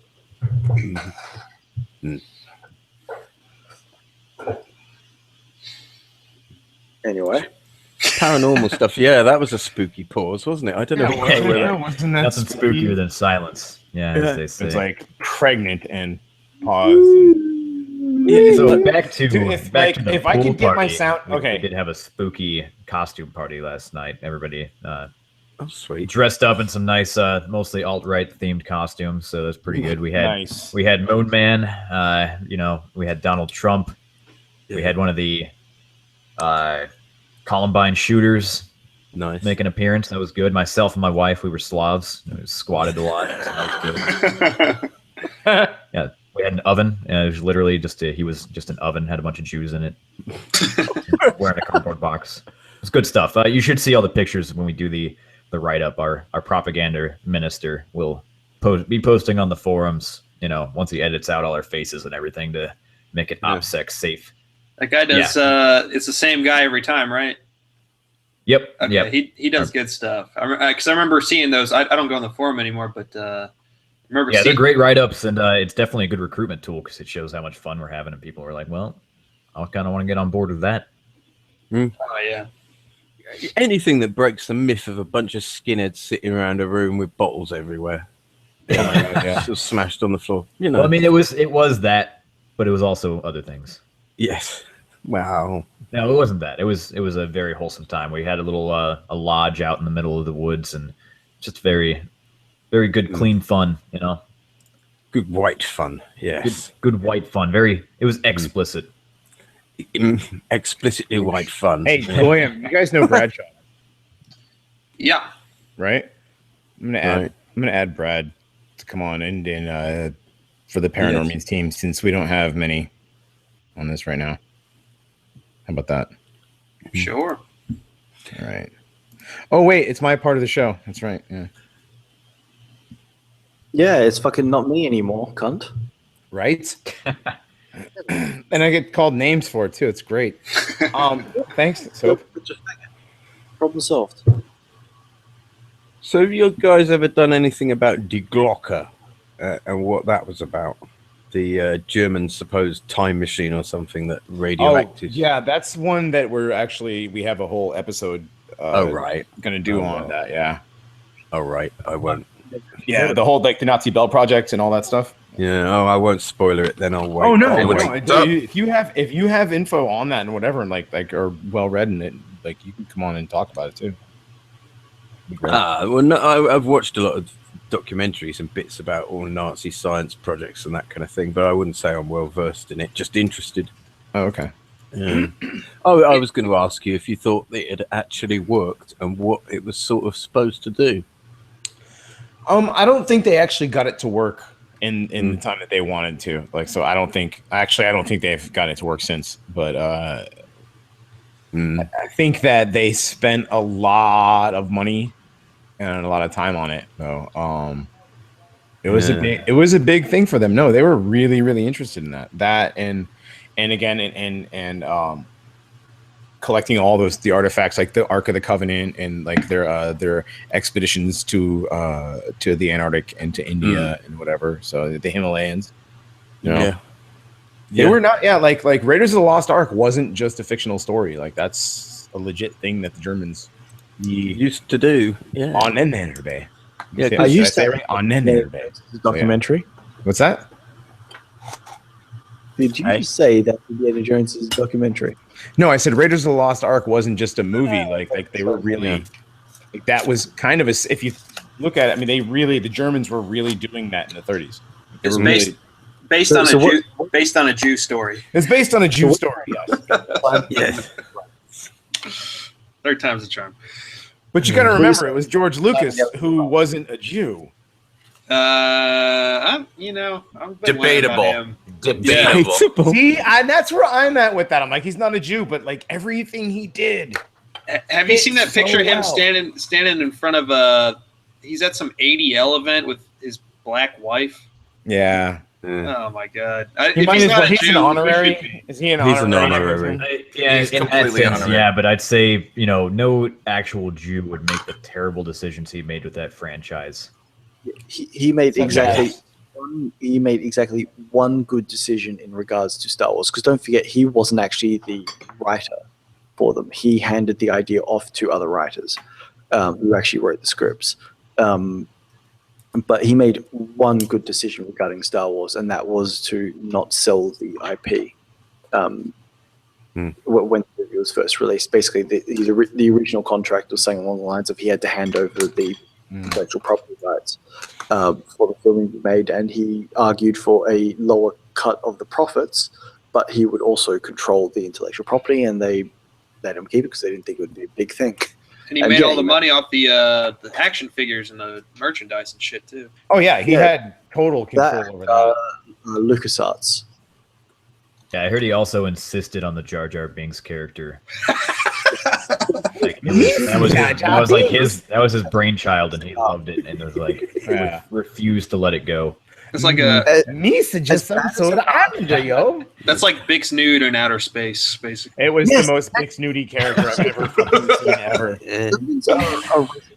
Next to the they're a fucking race of Jews, like fucking the goddamn the bulgy eye guys in fucking episode 1 right at the start are just Chinese. Like the ones that had like the alien. Yeah. What? Yeah. Why would you say that we talk like this? Dishonorable. And a bird this honorable, you'll break off agreement. Yeah, the Trade Federation. Yeah, the Trade Federation guy. Yes. Jar Jar was the most big snooty character until the new movie. But then Jar Jar went to college. Hold on. Jar Jar went to college and got his life together and was like, Misa gonna be in front of the Senate. And Misa gonna say, we gonna be represented by the Emperor. We need a reparation. Misa gonna get money for them programs. The best line ever was in the first part of the first episode when he goes, I speak. And fucking Qui-Gon goes, the ability to speak does not infer intelligence. That's rude. Oh, that's as racist as it gets. That's as racist as it gets. Yeah. That's also that's actually a major part of Star Wars lore. Is it? Because this whole thing of artificial intelligence running technically through it. R2D2 speaks. Yeah, he's not considered sentient though. Right. That was the Jedi way of saying "shut up, nigger." Right. The ability Knights of the Old Republic is the only good thing to come out of Star Wars. It's the best thing to come out of Star Wars. So maybe not the only good thing. Some of the old stuff was kind of cool. Empire Strikes Back was a great movie, and you know what? The Return of the Jedi was going to be great, but what happened is they wanted to have, get this, David Lynch direct a Return of the Jedi. Christ. Yeah, that would have been fucking nuts. And they were gonna have the same guy and faggots. It's gonna be great. Oh, come on, Lynch had some great movies, but they were gonna have the same writer from Empire Strikes Back, and Lucas fucked with the script because originally it was gonna be, first of all, there's gonna be this big like orchestrated fight scene between Luke and the bounty hunter Boba Fett, and Leia wasn't supposed to be Luke's sister, and Lando was supposed to die in the Death Star, and which would have meant that the two blacks in the original trilogy would have all died, because the only other black besides Lando was this guy like flying an A-wing, and he gets shot and he's like, "She gonna blow," and then he crashes into a Star Destroyer. It's fucking great. Well, that's how you know Lucas isn't black, because he would have made it an interracial. Interstellar love story like fucking J.J. Abrams did. Fucking Birth of the Galactic Empire. Yeah, that's the Space big mulattoes. That's a perfect example of the difference, because J.J. Abrams is an actual Jew, and look what he did with it. God, oh god, I'm so glad he's not doing the rest of the films. Like I can't. I'm not going to like pay money to see them because it just. Did you pay money to see the other ones? Yeah. So that was your first mistake. Also in the Return of the Jedi, instead of Ewoks, it was supposed to be Wookiees. No, it's supposed to be Wookiees. Yeah, the whole plan for Wookiees. Supposed to be Guatemalans. No, it was Wookiee. It was supposed to be Wookiees, but instead it was Guatemalans. Okay, let me get going. You're taking off, Fairwater? Yeah, I'm taking off. I've been shit long enough. Coming on, man. All right. We're gonna play your little piece that you sent me earlier. Later on. Yeah. All right. Yeah. I'll definitely. I'm not sure if I'm gonna be up for that. I got to work early. It's all right. It'll be on our channel. You can listen to it later. Awesome. Yeah. Appreciate it. And Away Cascadia. Later, bud. I listen to NPR, Nationalist Public Radio on TRS, and the War Room. Thanks, guys. All right, man. Jeffrey Fairwater. Hit me up if you need any. I definitely will. black I'll voice actor. utilize your black voice skills for future radio theaters. I bet No you doubt, between like me and DeMarcus, we could do like an entire black sitcom. You probably could, yeah. That'd be good. Actually, we that might actually have some. We should do that. We should actually do that. Potential. DeMarcus, your voice is as smooth as cocoa butter. You know it, you milky creamy white boy. All right. Yeah. All right. So, while we were discussing completely kiked, for the trilogies- record, everybody that's listening, welcome Bradshaw. Oh, hey, AKA what's up? Shlomo. Hey, Shlomo. Shlomo boy. No, I want to go on a little bit of a rant because my favorite movie when I was Make younger. it long enough for me to make a drink, and I'll be back. Okay, go make yourself a drink. So when I was younger, like the first horror movie that I ever really enjoyed was Evil Dead 2 because it was really campy, you know, I liked the dumb, dark, black humor in it. And I was just a huge fan of the series. And I ditched TV, you know, a couple of years ago and I didn't really watch TV. And then I go online and I find out that they made an entire TV series based off of, you know, the Ash Williams character from Evil Dead. And I'm like, oh, you know, I love these movies. I'm going to watch it. And they went full fucking kike with it. Like the first like sexy, you know, sidekick female is a Jew. And his other sidekick is some like beta male Mexican who loves the Jewess. And Ash's main love interest in the series is a fucking negress. Like they didn't even like try to be subtle about anything. Just, yeah, it you know, that's so not groovy. So not realistic. Like what white guys are attracted to black women? No, look at he had like a back in the 80s movies. He had all those like cute fucking 80s bit like white girls. Yeah, that's what's weird about it is because the original series is made by a Jew, Sam Raimi, but he knew better. Oh no, dude! I can't remember the fucking Heeb's name, but if you look up the pictures of the guy who produced it, good God, that nose. Yeah, I don't know who produced it.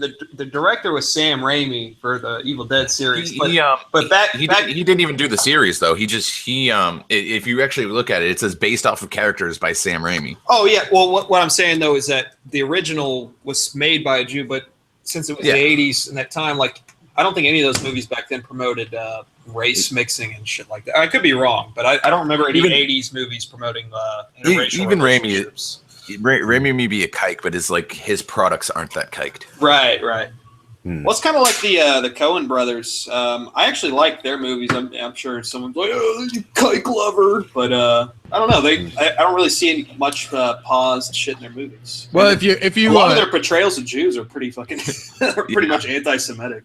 What? Yeah, go ahead, Shlomo. No, go ahead.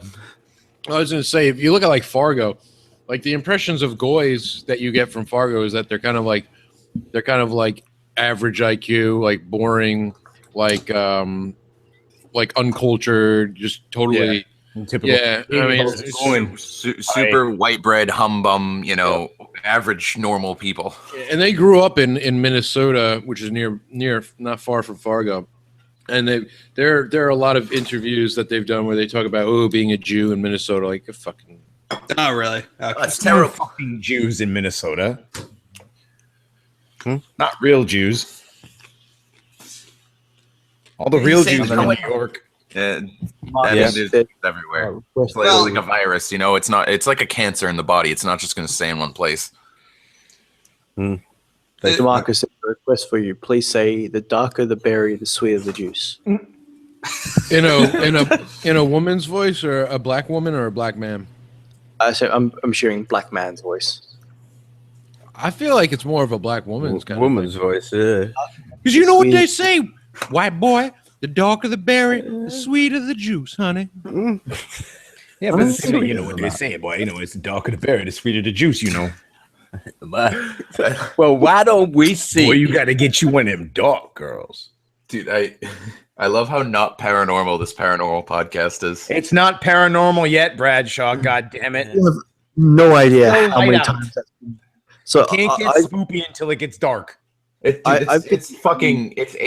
8 p.m. here, so It's 5:12, and my neighbors are still like swinging their kids in the backyard and stuff. So it's not spooky yet. This podcast has come been from running another planet. for, what? How long? 9.5 hours. You have no idea how many times that's come up. Has it? Is this really? I was at work all day. How long has this really been going on for like 9.5 hours? Since 10 o'clock this morning Pacific. Yeah. Yeah, I'm the only one who's who's the first been... show. Yeah, you had the first show and you just didn't end it. Well, No, we ended it and we came over to here because Tharu ran out of time on his hangout. It's officially only 12 hours per hangout? 8 hours? About 8 hours. Yeah, you're only allowed 8 hours. Johnny, just a quick warning. This is only going to last 8 hours if it's on YouTube. So yeah, I just hope your show can fit into toward the whole thing. I don't want it to shut down in the middle of it. Well, we started at 4 o'clock Pacific, so 5, 6, 7, 8, 9, 10, 11, 12. Oosh. It's gonna be right at midnight that it ends. Oof. It's only 8 hours. Like it's 8 hours to the number.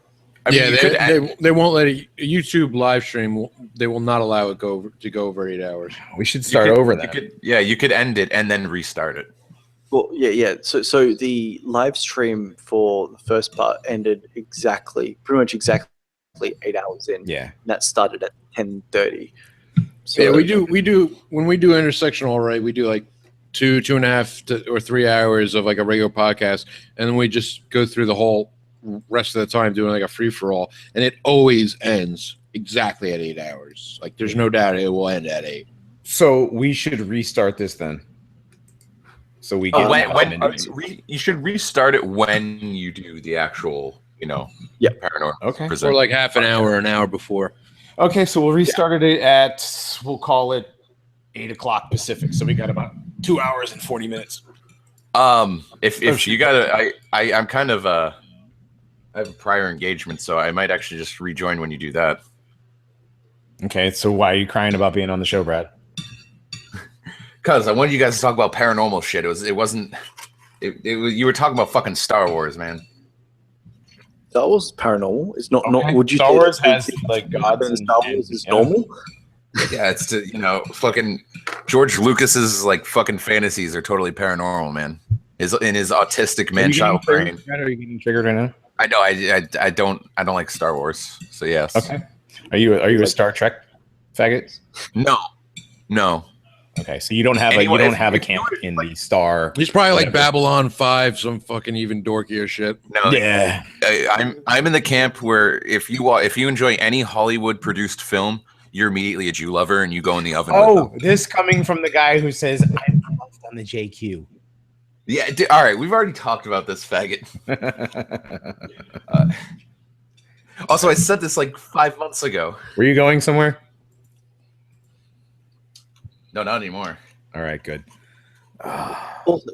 Omeo Lives makes a good point. Star Wars actually does have ghosts in it. It does. Ghosts. They True, do. They true. have totally. Yeah. They totally have ghosts. Yeah, it's a very good point. The Spurg chat. Well, the Spurg chat is on my YouTube channel, right? Yeah. I actually haven't even looked. I feel like. Do I have to link you to your own fucking recording? No. I'm doing it. I'm doing it. I just have to mute the fucking tab. So. What is the topic of the live show? What are you guys going to get There's into? No real is topic. Actually real. We have guests and we have a shitload of creepypastas and stuff to play. So, thank you, Brad, for contributing. By the way, yeah, I never actually finished editing the one I wanted to do, so I just gave you like 2 shitty ones that are someone else wrote. I made them work, so it's fine. I do have one in the works. Yeah, no. I like how like intersectional alt-right does their little section in the middle. That does their little green text deal, and we do a creepypasta at the end of all of our shows. So it kind of works. Like it's sort of a similar kind of thing. Segments. Yeah. Segments. We close our shit out with the creepypasta. You guys do it in the middle. Well, we got a new segment, LARPing time. Ooh. It's Tell us more. It's on the latest episode. Well, it's like, that song, Closing Time. We took we took the instrumental from that, and it's like LARPing time. Yeah. Richard Spencer will be the king of the Northern Hemisphere. That's actually pretty funny, yeah. Because it's never going to happen. And then we just do a story. Like this time, it was about how I put on a dramatic kind of like storyteller voice and talked about how the first thing the alt-right does when it comes into power is we're going to capture all the white SJWs. We're going to send all the men to a labor camp, all the women.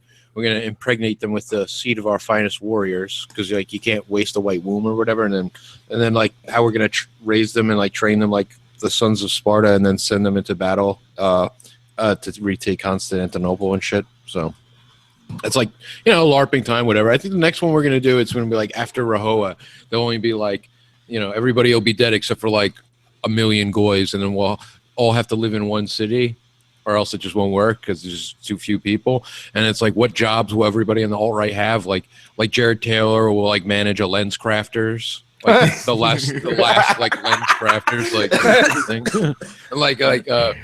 like the bouncer at the bar will be what's his name from Info, Alex Jones and shit like that. Like Richard Spencer will like work at a salon, like giving people Richard Spencer, haircuts. Richard Spencer will be like the hairstylist guy. Yeah. That's very implicit. Yeah. Well, yeah. I mean, we're talking about. Come on. I'm just kidding. I got no beef with Richard. I thought you were going to say he was doing people's nails. No, I hate it when people like click on my friend, and I'm like, all right, No, dude. It's Bance, man. I got no beef. No, the thing is, like, here's the reality is if the NSA ever got a hold of my cell phone, like that's like 2/3 of the alt-right right there. Like, I mean, I've talked to him in person. He's a perfectly amiable guy. I mean, I got no beef with him. No, he's a great making dude. jokes. Yeah, they wouldn't need to get a hold of your cell phone. They can just hack into it. Right. They're implying they haven't, and that's right. Yeah, that's where all those memes are coming from. The memes are coming from inside the phone. The memes are coming from inside the phone. Oh my god. Hey, I was trying to think of paranormal stories. I don't really have a whole lot, but I think I had that thing that they say people that claim they've been abducted by aliens have, that condition, or it's not a condition, but like a state you fall into, I guess, where it's sleep paralysis, right? Have you heard of that? Yes. Where like I woke up and I could have sworn there was some kind of like demonic entity or like a presence in the room, and I couldn't move. But I didn't see it as aliens. I was like, ah. Yeah, no, we did a whole episode on sleep paralysis. That was a good one. So that was really good. You know what was the conclusion y'all reached? Were people experiencing that, or y'all just talk about like I'm not familiar with the format of the show, so I don't like. Oh no, the format of the show is it's basically like organized shit posting around a certain topic. Like we'll all be like, hey, let's talk about demons and demonology this week, and everybody's like, okay, yeah, I know about a little bit about that, and they'll be like, I remember this, I remember. Then they'll do a little bit of research, and they'll bring their own little, parts to the thing. You got listen to the show, dude. I mean, yeah, you really should. It's great. I mean, like they're not calling it the best show on TRS for no reason. So I mean, who's called? I mean, I'm probably the only person calling it that. You're one. All right, fan. so Brad's calling it the best show on TRS. I'll check it out. I listen to a million different shows and I know audio things. So well, the thing is though, is like I love. All right, DeMarcus, and I'm not just saying this because you're here. I'm not trying to fillet you or anything, but like your show is good. The first time I hung out with you guys it was a post show hangout, and I was like, these guys are fun. They're funny. This is going to be good. And I did the show, and the show was great. Ian, you did the show with me. It was great. And I listened to a couple of like 5 or 6 more episodes, and so far I'm impressed. But like everybody does fucking politics. Everybody talks about like the migrant crisis, the this, the that, the whatever. Our show is fun stuff that the alt-right probably a lot of guys used to talk about until they got sucked into the alt-right, and now they can't anymore because the only conspiracy that matters is the Holocaust wasn't real. The next one will be. Right.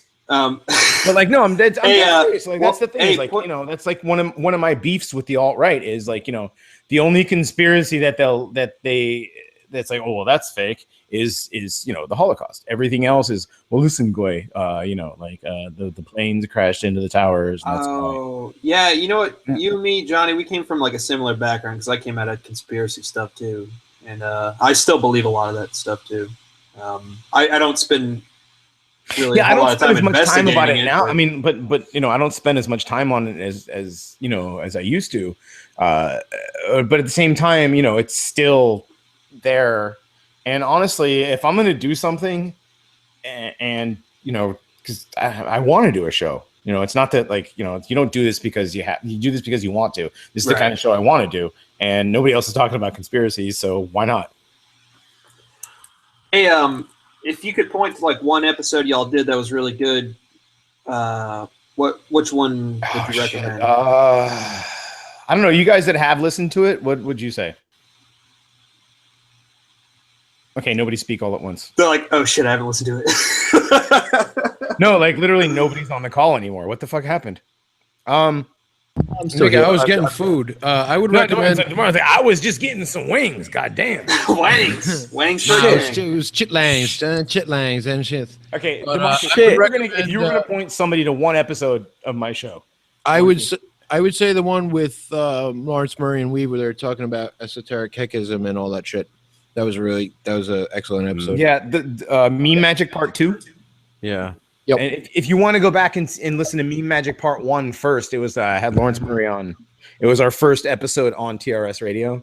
Yeah, I would recommend both. Yeah, start there. Like start with the first Lawrence Murray and just listen from there. And ignore me yelling at my kid in the first episode. Well, hey, y'all's name too has that reference now that Ananerbe, right? That's it's Ananerbe. Ananerbe. That's I've been saying it wrong, and I apologize to the fucking Spurgs, the fucking chat who don't fucking listen. That's how I say it. It's Ananerbe, okay? That's how it's said. My exactly. show, okay? And I get a Vocaroo. I get 1 to 2 Vocaroos a week. It's Ananerbe. Ananerbe. Ananerbe. I get it. Well, okay? so- It so doesn't any- work. Ananerbe. Anyway, that's the. We'll never say it the same way twice. Then people just give up. That's the Nazi expedition. Now, was that the one that they went to Asia, or is that the one where they went to the South Pole? That one they went to Asia. They went to the Himalayas. They went to Antarctica. They went to South America. They were looking for they were actually looking for the Holy Grail and the Ark of the Covenant. The Covenant. Yeah. Yeah, they were really doing that. Like that's Yeah, not just apparently a fucking movie. Yeah, and then there is some talk that they discovered what Vimanas were and how it sort of worked, and they might have even done that. Which is, and they were the ones that were responsible for the Nazi Bell Project, which is the Stargate program. Yeah. Okay. Was it a Stargate? Was that what they were going for, or something? That was it was they were it was the interdimensional travel. Right. Right. Yeah. Because that still would fit with Vimanas. Because I had an opinion that, like, when they were talking about spinning red Mercury, I thought, oh well, that's in a lot of old Vedic descriptions of these. I forgot what they're called. Not gymkhanas. The flying saucers. The Asian word for flying saucer. And I thought they must have been having a go at building one of those with the Glock. They must have been trying to make a 0G type saucer engine. That's they what were I making thought. Eurofighters. Yeah. But maybe they were going even intellectually further and looking at right, and we'll never know because Jews. They probably have impeded technological progress over the God, years. I mean, can you imagine? Like, had there not been fucking Nosebergs, like what would have been? God.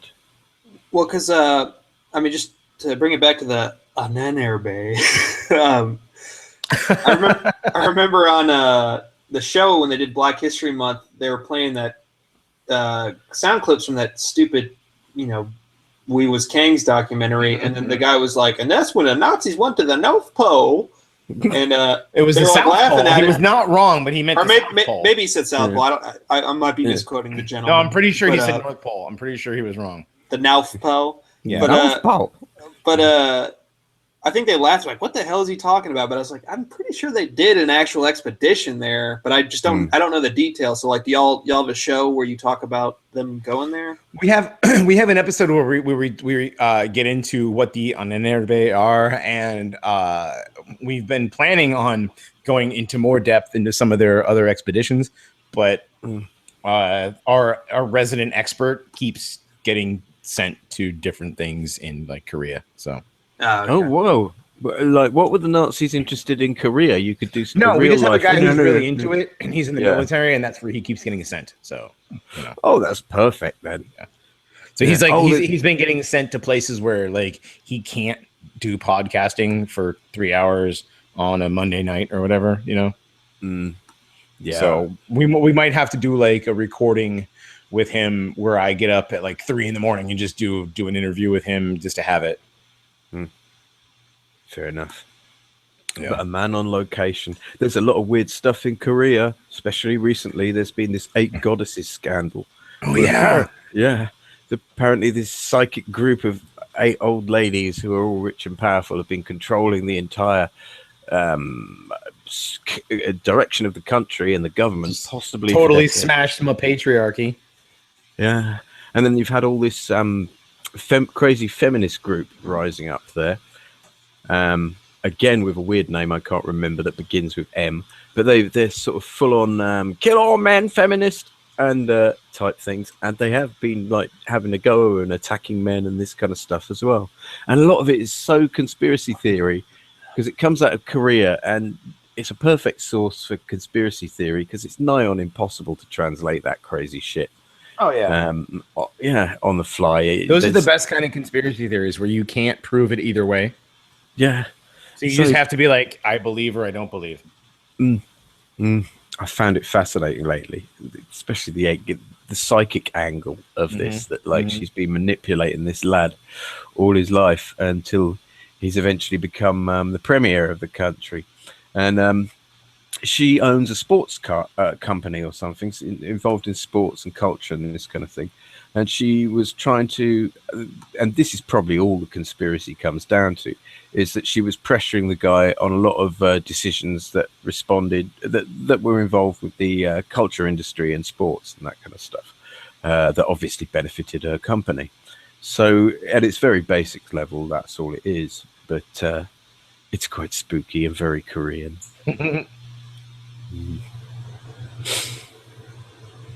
That's yeah. They have very spooky things going on over there.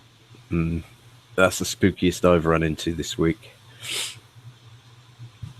Yourselves? Nothing really spooky this week, other than than the FBI reopening the case because of the pedophile Jew. Yes, that's literally. Yeah, I mean, it doesn't get any yeah, more synergistic than that, right? Like conspiring to be Hillary so Clinton's poignant. going to get brought down by a sex scandal. Come on, someone else's sex scandal. Yeah, y'all think that's really going to bring her down now? Why haven't we done a movie about this yet? Wasn't this an episode of CSI last year? It's going to bring down. I think it's going to bring down our poll numbers. You think? Yeah, I mean, fucking Wiener's fucking singing Songbird right now with the FBI. It's fucking. If it doesn't bring down her poll numbers, that's how you know it's a fake election. Yeah. Like literally, this is, the whole is happening. Well, it's happening. Like this is fucking happening. This is really what the right was talking about. Is here's the sex scandal. Wiener was doing this, and here's Huma, who also happens to be a member of the Muslim Brotherhood and Sisterhood because of her parents. Also, I mean, it's also the pay for play with God. Foreign countries. Yeah. It's everything that WikiLeaks brought up, all in one nice little red pill. Here you go. Swallow that. And people are beginning to tie it together now. The last chunk came in about this oil pipeline going through Iraq, which makes which gives the reason why that they've done all this other crazy stuff. That's the final piece that makes everything make sense. And now that all this is together, throwing that out at the people we can, getting it out into whatever alternative media we can, and also pestering the real media to just either go absolutely terrified and mental and make it look true that way, or just to terrify them all the way so that they actually do think, shit, yeah, the gas up, we might as well start talking. Well, when this scandal hit on I think it was on Friday or something, I turned on the news and I saw it on Fox. I was like, all right, they're saying it on Fox, and then I turned on CNN and MSNBC, and they were fucking talking about it for hours. Then I fucking checked the nightly news, like the broadcast news, and they were all talking about it. I was like, holy shit, the media's finally going after Hillary. This is fucking crazy. This is like another fucking alternate universe.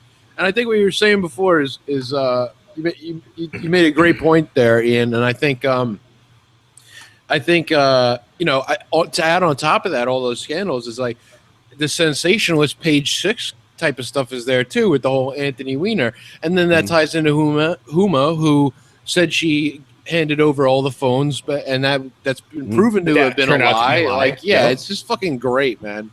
Yeah, it's just great. It's ridiculous how much it's been. They've been disproven every time they say this is what we did. Oh, guess what? This isn't what you did. Oh, this is what we said. Oh, guess what? This isn't what you said. It's categorically false every time they open their fucking mouths. Yep. And the great thing is that the three main figures that were caught up in this was Hillary Clinton, a cat lady, Huma, a Muslim, and fucking Anthony Weiner, a fucking kike. So it's like it's just pervert faggot who likes to take his shirt off and send him to pictures to 15-year-old girls. Yeah, with like his little kid on the side, like in the picture. Yeah, Piece the whole of shit. lot couldn't. Yeah, the whole lot is corrupt. The whole lot has a nice clean lines between it. It all ties together because they're married and they're all doing this shit together as well. It's beautiful, and all the people that we hate tied up in one nice little line. I don't know who else. Can we cram some gay guy in there somewhere, like a tranny or something? If we could get Milo in here. Yeah. How can we implicate? Only somehow Milo is implicated. Yeah. Yeah. Oh, beautiful. I thought you meant in here. I was like, no, please don't. No, I don't want Milo in here. No, shut up. No. Not in my call. But get tested. Only somehow Milo is implicated. Yeah. If Milo was implicated, then I'd be like, hey, there we go. No, I don't want. Oh, someone's echoing. Who's echoing? I don't know. So it was playing. It's playing back what I said earlier. But anyway, he's recording JIDF. Get out. Could be. Hey guys, you know Geert Wilders is supposed to go on trial for like hate speech, and he says he's like, "Fuck you! I'm not showing up to the trial. Go fuck yourself." He just totally snubbed it. He was just like, "Nah, I'm not. Nah, I'm not gonna do that." You know what? I'm not gonna testify. Go fuck yourself. What's the response to him though? I don't know yet. I just saw the headline about him just snubbing the trial. Who is he?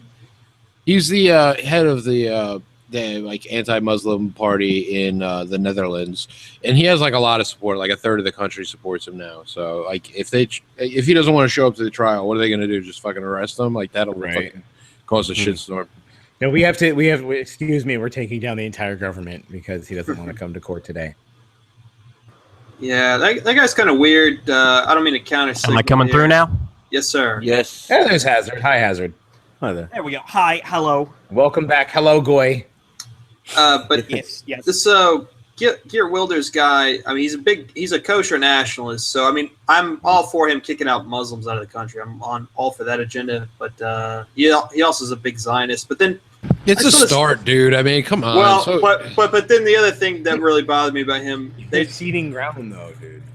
They held this thing, Twinks for Trump. Did y'all see that? Oh, and it was some like famous guys there. I think it was a Milo event, and then Geert Wilders was there. I think Spencer was there too. And look, I'm not trying to knock those guys, but I'm just saying, why would you go to this fucking event? Like, what are you doing? Spencer didn't go to Twinks for Trump. I'm not saying he did. I did just say he did. I thought he did though. Like they listed him as the name of the. No. He went to a Milo party that was after the RNC. Yeah, but yeah, I know that Wilder's guy did, and they're giving speeches in front of these pictures of like shirtless young dudes, and I'm like, what the fuck is going on with the right wing in this country? Yeah. Here's the thing: if Geert gets elected, right, and let's just say he starts working on the Muslim population, and shit goes crazy elsewhere in Europe, and like the continent lurches to the far right, the next guy who steps up after that will take care of other problems. You got to take a step in the right direction. Yeah, no, and you got to get going towards the right before you can fully, get into the right. The other thing is, once you get Jews involved, man, that's a whole nother game. You gotta be wary of these people. That's all I'm saying. I'm saying I'm not against his agenda on that front, but you gotta like look at that with some suspicion too. You gotta think about this. What he garners his support from is like anti-Muslim sentiment, right? And we all see the counter-Semitism increasing around the Western world, right? And you see, look at Mike Pence. Like he was a total cuck. And now he's a good soldier for Trump. And you see like Steve King, who supported Cruz. He's talking about, hey, whites, we did everything in Western civilization. Go fuck yourself, at the RNC and all that shit. It's like if enough people are like, nah, fuck that, fuck the Jews. Like the people that are in power will be like, eventually will either side with us or have to make way for somebody more extreme. So it's more up to us than them. Like they're not in a place yet where they can do that, and we have to put them in a place where they can. And if they won't do it, then we'll get rid of them and we'll fucking replace them with somebody better. Yeah, man, I don't know about that because like Pence, doesn't he still kind of signal against Russia and going to war with Iran and stuff too? So I mean, dude. Overall, I mean, he's been. It's not going to make me not vote for Trump. I already voted for Trump, so I'm not. I'm not saying not to do that, but I'm just saying look, we got to be wary of these fucking people. Yeah, yeah. I mean, we obviously have to put pressure on them, and that pressure is what makes them. Is what's going to make them turn more populist and nationalist. I mean, there's a number of congressmen who no have. No offense to Marcus, but what's this pressure? I hear people say that all the time. We're going to put pressure on them, but like, what pressure can we put on them? The alt-right themselves, maybe not us, but I mean, as we on Twitter and stuff. But I mean, like, what we don't have like the economic strength to like squeeze them out or like boycott them or anything. If over the Jews, not yet, but as far as like Islam goes and stuff like that, like it's getting there. The average populace. I mean, we're kind of this core, and a lot of like our memes and like our information or our articles, like. They, disseminate outward, and it's having like a big effect on the population at large. And I think over time that's just going to increase, obviously, because there's going to be more diversity, and there's going to be more economic woes and so forth. Just hang in there, man. Things are looking up, and they're going to continue to look up. I can assure you that. Oh yeah, I'm not saying. I don't want to sound like I'm saying, hey, don't vote for these guys or give up on the whole thing, but my main thing, it goes back to what our group does, is just local action, like getting regular people on board. Because these politicians, they say one thing one day and then they'll change their mind the other day, and it's just that's right. But if our views, or even a light form of our views, become mainstream, and they slowly are, and that rate will pick up over time, they will have no choice because they rely on votes. And even if they're taking campaign donations, like if enough people are pissed off, they're going to have to just go along with it. And I think we've seen that in this campaign. Like there are a number of Republicans who are cucking based on the fact that they feel Trump will probably lose. And then if Trump wins, how many of them are going to be like, oh shit, I better get on board with a lot of this stuff. And I think they will. Yeah, they're going to have to. Yes, they will have to. Or they will be called to account. Very simple. It's very, very simple. Yeah, it kind of is. It's so of is, and it won't be us threatening them. If like race war kicks off, they're suddenly going to find they need to hang with other white people just to feel any sort of security. So, right. Yeah. Hey, Hazard, did you get back in here? Yes, I'm back in here. Okay, cool. Welcome back. Well, Yeah, I Black just have to go Hazard. pick up some food from my mother.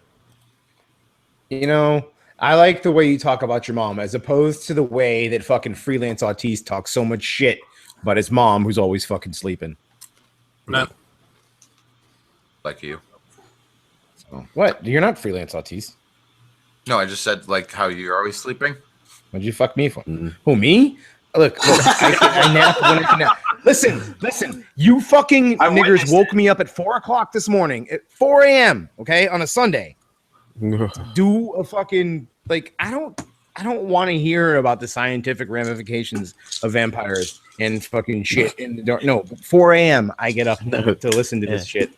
And now, you know, so I took a nap halfway through because my show is going to be later tonight.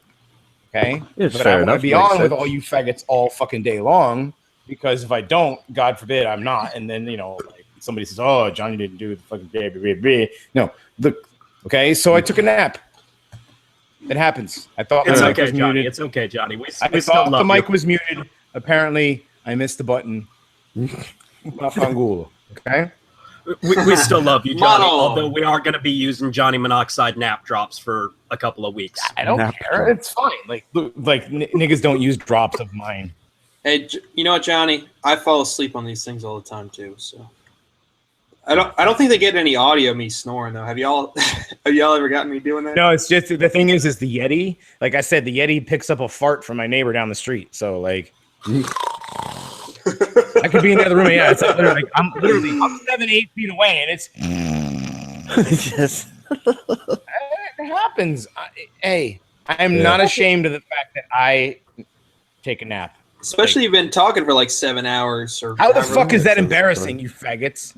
All right, well, don't get defensive now. We're having a good time. It wasn't you, Goy. It wasn't you. It was those other faggots that I know.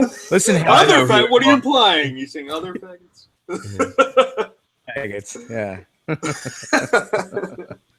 Oh, I hate all of you equally. Hey, All happy right, so- Halloween, guys! I thought we were talking about Happy spooky stuff. Halloween. What's Yeah, no, Well, happy. Happy Halloween to the people on the wrong side of the people on the upside down side of the world. That's right. Yes. And what is Sutherland has a the few hours 30th of more. October called? What is it? Satan's night? Halloween. It's Devil's night. Oh, 30th Devil's is Night, Devil's.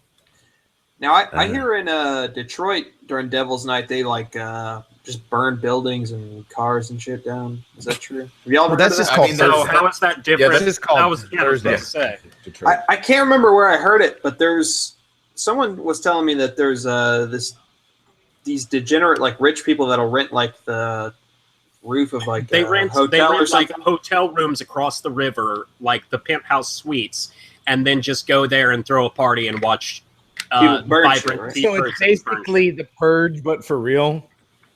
Yes. But so okay, Cool. so Hazard, you're familiar with it. Like, what is this Devil's Night shit in Detroit? Then, like, they're just what goes on there? They're just burning stuff down, or Google's gonna Google basically. Brilliant. This is perfect. This is like a Mr. Medica live cast, but you're all actually there in person. Oh, I'd pay to go to that if I was in America. That'd be Oh, I a would great love to see all-right that, night. Yeah. Like all your favorite guys and podcasters there. You could maybe do a podcast from the thing as well for everyone online. It'd be fucking amazing atmosphere. It'd be fantastic. Well, I mean, if Cuckington were sober enough, he's in that area, isn't he? Oh no, Cuckington, I believe, is in the Chicago. Murder capital of the United States. Yeah. So Yeah. Work there. Yeah, too, probably. he's in the Gunny Google part, not the Bernie Google part. I like that. Yeah, the Gunny Google versus the Bernie Google. Bernie As Google. opposed to the, noose and hangy part. Which isn't enough parts. If I do say so myself. Anyways, so ghosts happen a lot tonight. We've got guests coming on later. You've got for the ghosts show, which is coming on cool. later. Fantastic. We've got guests and ghosts. I have my recent ghost story that I can talk about.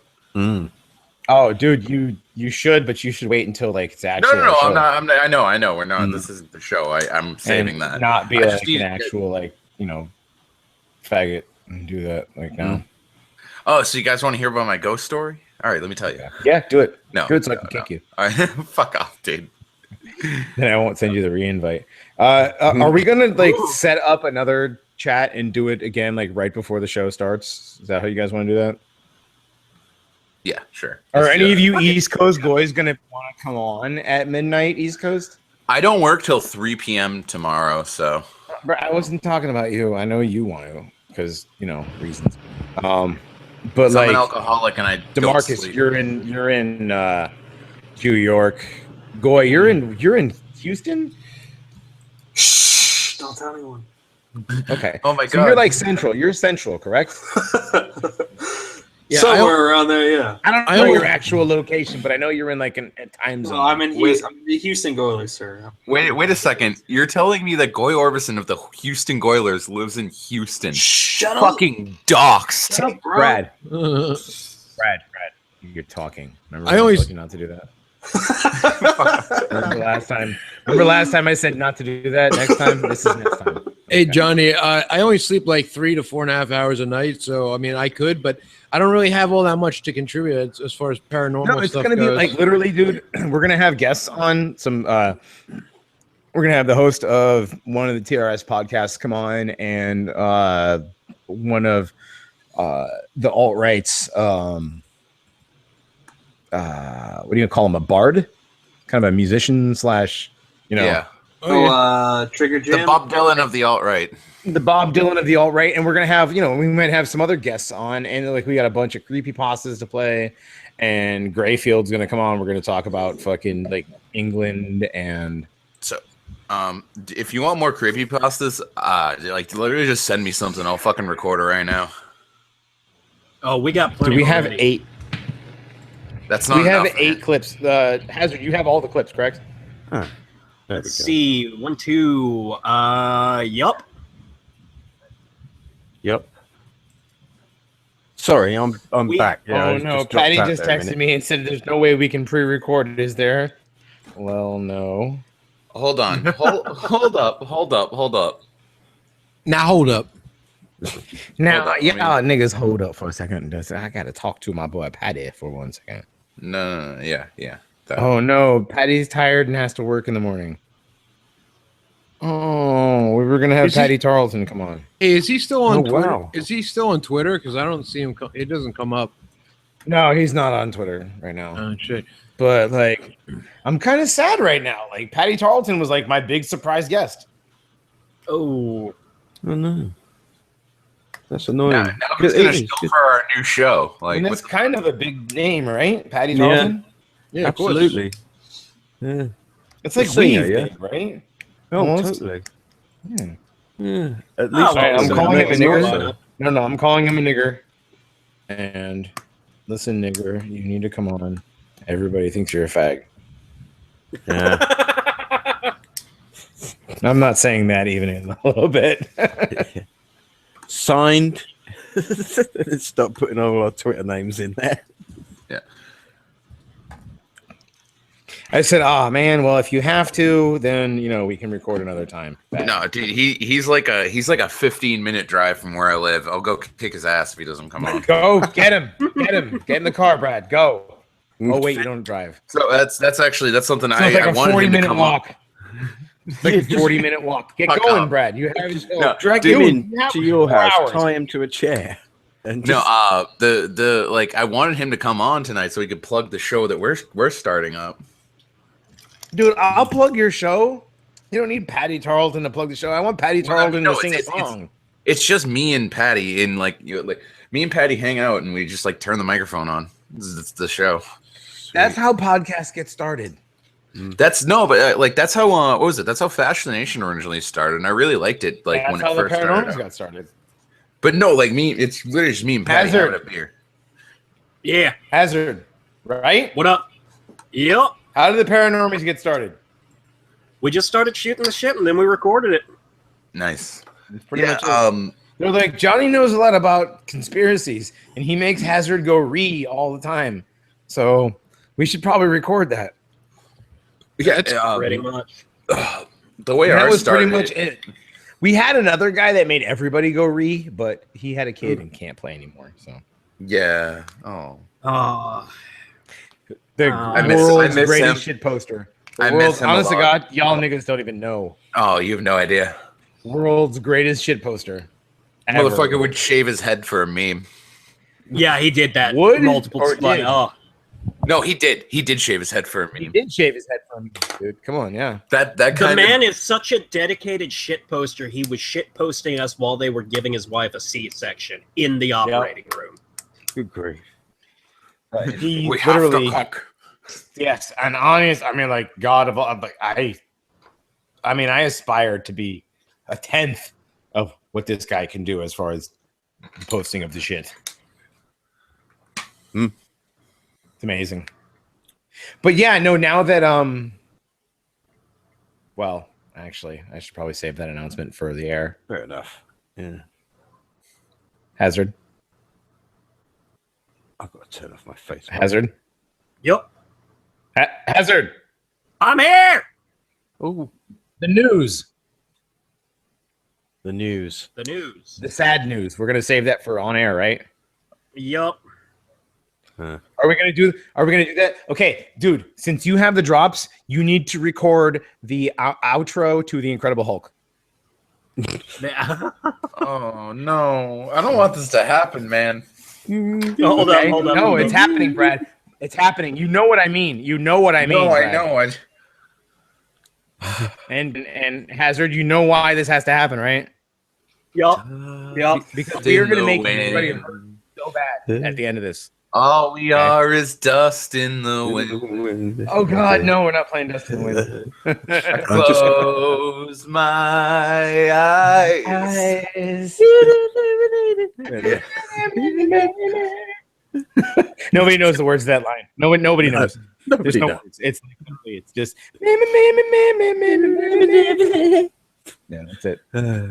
I shouldn't even know that song. Bloody internet. The worst song for fucking up lyrics is "Blinded by the Light." Oh God. That light. Shut like a douche.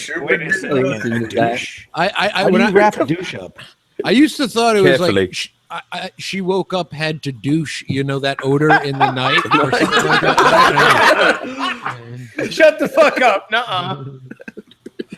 Nuh-uh. She woke up, had to douche. Like You know the odor in the night. Yeah.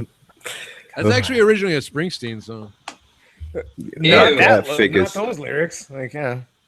Well, speaking Wow. of douches, yeah, you did bring up Bruce Springsteen. Did Yeah. you know he came out against Trump? No way. Wow, Oh, really? no That's way, such a surprise, man. He's not Jewish. He's He's not- he's Dutch. He's Dutch, Italian, and I think a little bit of Irish. I don't care, but his name. He's spiritually a Jew. So. I mean, I love his. There's so many. There's so I hate many. Springsteen. There's so many musicians with like that are just great musicians, but like just shitty politics. Like my favorite band is Well, the he's Rolling. not one of them.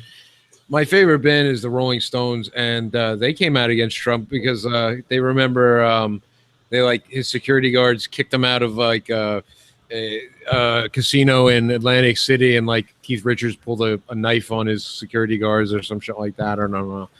Fucking love the Rolling Stones, but they can lick my balls as far as politics goes. Oh yeah. Well, they're yeah. not very. They're not a very political band, but nonetheless. No, but you know what made me not like them? And they have really good songs, but they have a song called "Sweet Black Angel" about Angela Davis. Yeah, They're like singing about how innocent she is, even though like she, Yeah. she's a fucking nigger music- commie. I Yeah. couldn't think of a lower life form apart from a Jew. But Yeah, musically, that's like a pretty beautiful song, but just the fact that he's talking about it nigger. oh, I know it's a good song too, right? And it just Yeah. fucking assholes.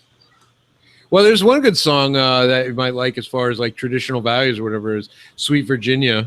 He's talking about like kicking, like helping his friend not do drugs or whatever. Oh yeah, It's a fucking great song. pretty good album. Oh god, I have a fucking Exile on Main Street poster right here on my wall. It's my favorite album. It's got a really twangy kind of country kind of sound to it. Hey, Paranormies, y'all. So y'all are just ghost shit, or do you get into conspiracy stuff too, or what? We do all of it. Okay, because what was the one I was thinking of? Well, I mean, y'all were talking about Anthony Weiner earlier, and he's hitting on a fucking 15-year-old. I don't know why that's not a bigger story. Like, why is he not in prison? Because he's a kike. Well, he's singing to the FBI right now, apparently. So he might be negotiating his way out. But have y'all ever heard about all like? Well, so there was all that stuff about Jeffrey Epstein and Bill Clinton flew on his plane a bunch of times, and that guy was 20-something times. And then they try to say like Trump went on there, but I've heard that that's bullshit or nothing happened or whatever. But yeah, Clinton definitely was a big associate with him.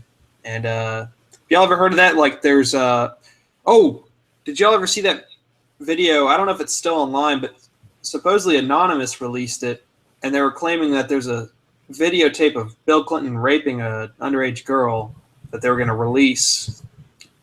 But I don't know. Since then, that Anonymous video has been taken offline. Did y'all ever see that? Nah, I never heard of it. It was really weird because someone posted it. I'd watched it. I was like, oh, that's odd. And then I tried to send it to people, and like, this video's been made private and all that. But I remember reading stuff about how like a lot of these leaders worldwide are into this pedophile kind of shit. And these people will record them secretly as like blackmail and then like get them to do their bidding. But how much truth there is to that, I don't know. But it's certainly possible, isn't it? It must have happened on occasions, mustn't it, with various secret services? Well, there's like have you heard of the Franklin incident? Nope. It was a case out in Nebraska where there originally was some kind of like bank fraud going on, and then they investigated it and they realized there was like a child prostitution ring being run out of this place called Boys Town out there. And oh right, yes. Yeah. Okay, yeah, and then like the main guy they implicated his name was Lawrence King or Larry King, but he was a black guy. He was a up and coming Republican. He sang at either Reagan or Bush's inauguration, and he was running some kind of like child prostitution ring, and it implicated all these people in the town. But then the people that investigated it ended up dying mysteriously, or all sorts of shady stuff was going on there. Shit. So there definitely was something there by the sound of it. If people die when they're investigating it, that's right. Yeah, and the book was written by, he was a Democrat, but he was like a state senator that was involved in it. And that's just one incident. And there's all sorts of these other incidents too. Like in Portugal, there was shit like that happening. In Belgium, they arrested. It was this guy named Marc Dutroux, who was a Jew. Yeah. But he got arrested because they found a bunch of like corpses on his property. And Jesus, he was making snuff films and shit like that, and it implicated a bunch of higher up kind of people. Yeah, a good book to read about that is it's called Program to Kill. It's kind of a weird book, but it touches on that kind of stuff. It's pretty interesting. So yeah. Well, y'all talk about ghosts. yeah. Just like, hey, this is kind of similar, right? Yeah. Well, no, it's not a subject I've followed very closely, like because implicating satanic ritual shit altogether, and that kind of thing with politics and that kind of thing. That really is asking to get yourself killed, isn't it? Do you know what I mean? It really fucking is. Yeah.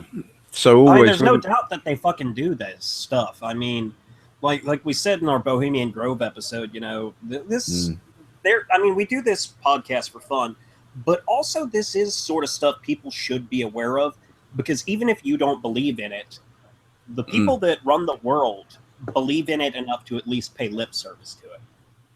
Man, what's crazy about that, Hazard, is the person that gave me that, or let me read that Franklin incident book. He goes, even if you don't believe in it, they do. Exactly.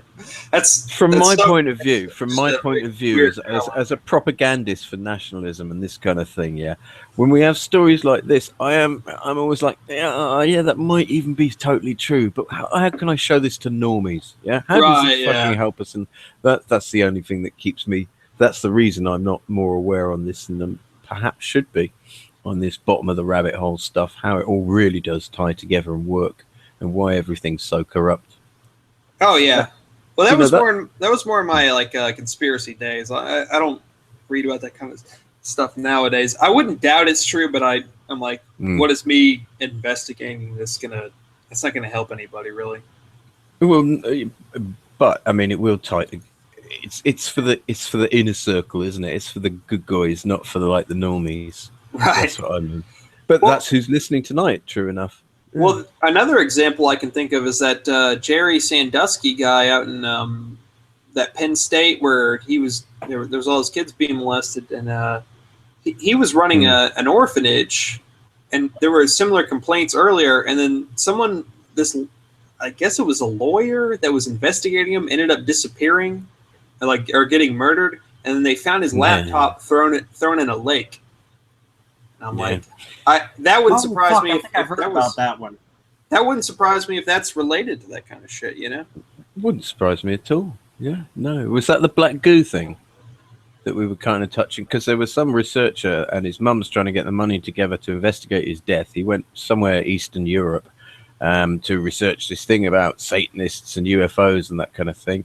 And then he sends his text back saying he's been poisoned and to watch out that he's really worried and that kind of thing. And there's some medical report of him throwing up a load of black goo and shit and then dying. And autopsies haven't been done properly. His phone was apparently dropped in the bath.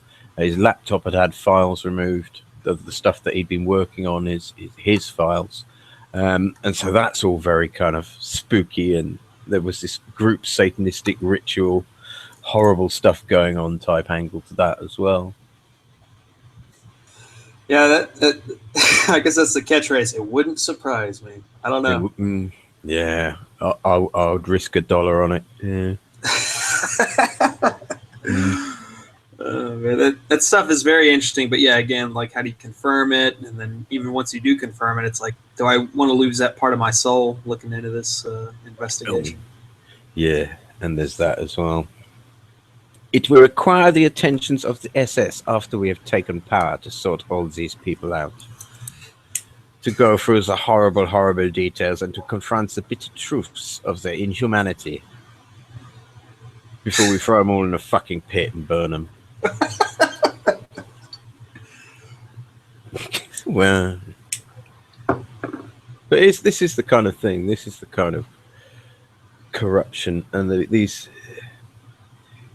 the honey trap is traditional in all sorts of things, and it certainly doesn't matter what the honey trap is. So it wouldn't surprise me if they had organized all this abuse and used it to control worldwide opinion like they do now. I don't mean to interrupt. Is it all right if I invite Vendetta on here for a bit? Oh, sure. Go for it. I'd love to talk to that guy.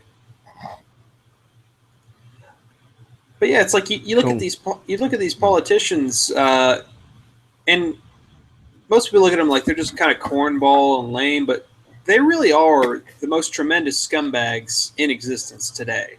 You know, a guy like Paul Ryan, I guarantee you it's not his values and his morals that are holding him back. I guarantee you there's some kind of weird blackmail shit with that guy going on. You look at him, it's not he's so principled he can't vote for Donald Trump. And it's not just money either. There's something he's taking these fucking weightlifting photo sessions. What the fuck? I don't know. What's the story on that? I'd love to know. That was a bit weird, wasn't it? Just looking at that guy, like I guess they say a physiognomy is real. Like you can read someone's soul by looking at their face or their physical being. Or their plastic surgery. Well, if he was getting plastic surgery, he should have got rid of that hook in his nose because oh boy, I bet there's a Jew in the woodwork on that one. I think Krauthammer is my most interesting looking yid in the. You know, he's paralyzed, right? He's in a wheelchair. Yeah, Oh, is he? Oh, I didn't know. Speaking of that, our buddy John Eden had one of the funniest tweets ever, where it was that scene from Hannibal where Philip Seymour Hoffman was the reporter that's in a wheelchair, and he gets set on fire and thrown down the road. He's like Charles Krauthammer after the after Trump gets elected.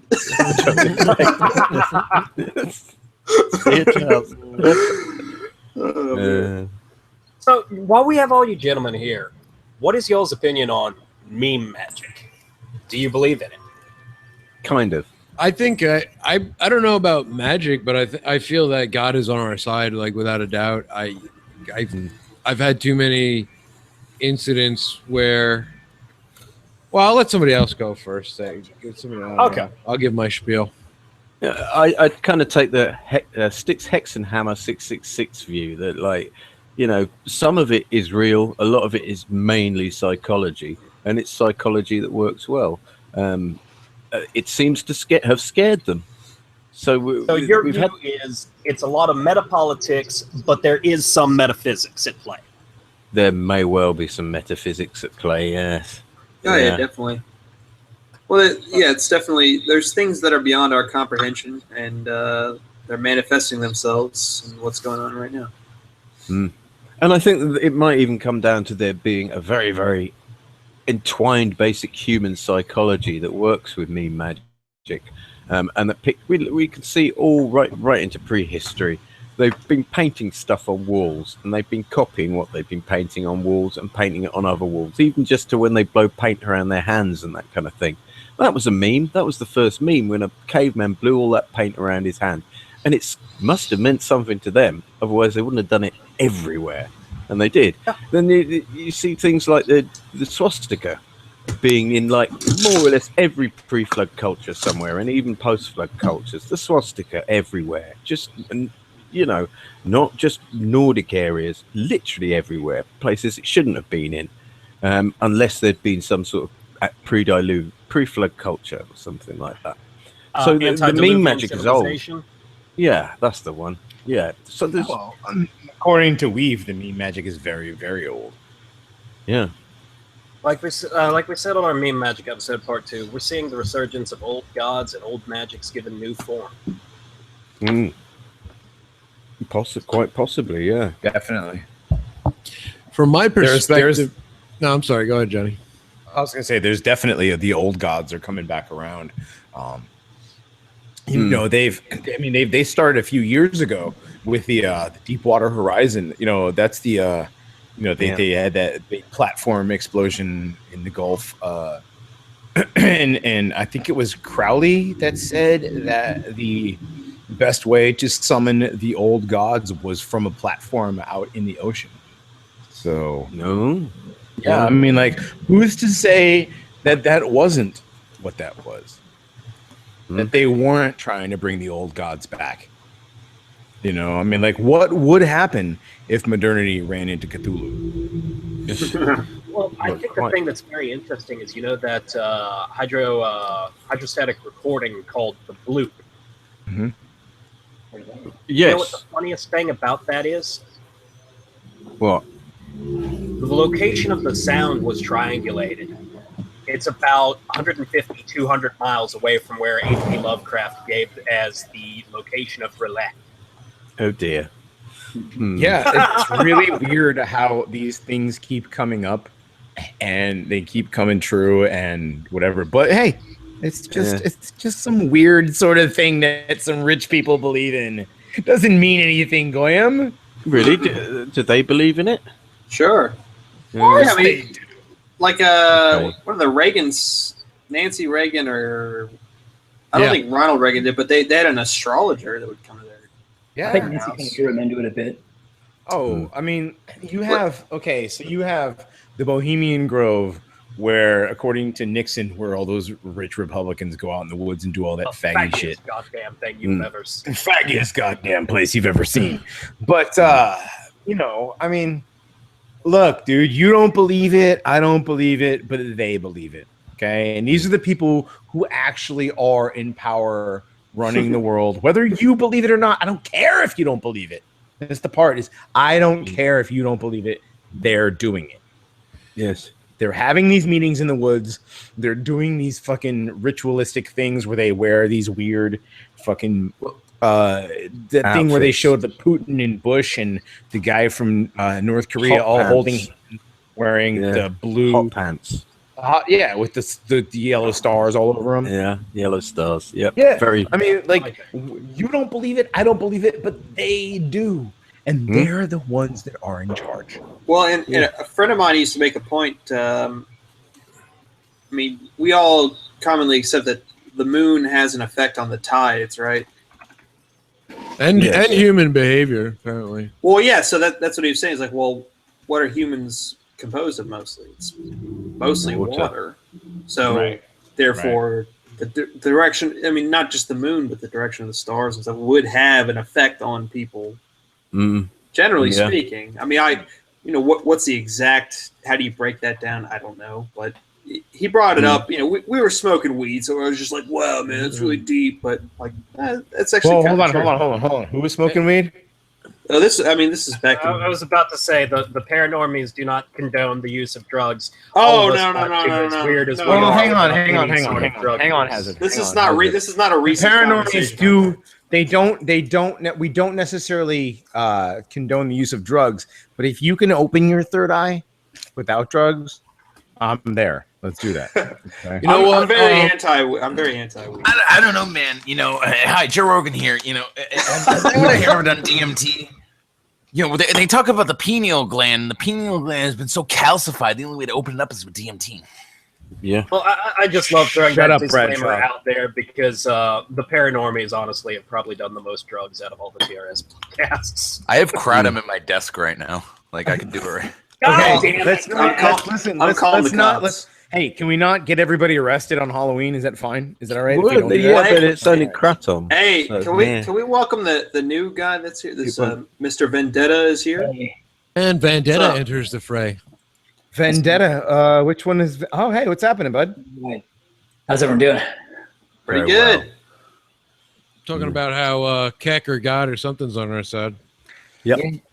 Oh, Keck has to be on our side just based on the memes. Like, did you see Trump's tweet from the other day? It had like 1,488 likes. There was something from 2013 that had 88. Like, it doesn't.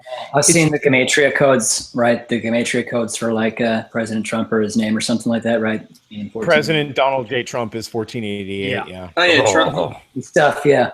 Like even if you don't believe, you've heard our episode about gematria. Like even if you don't believe it, you got to admit them. Like believe it. Like kind of like normal. Oh no! If you don't believe it, then now you have to.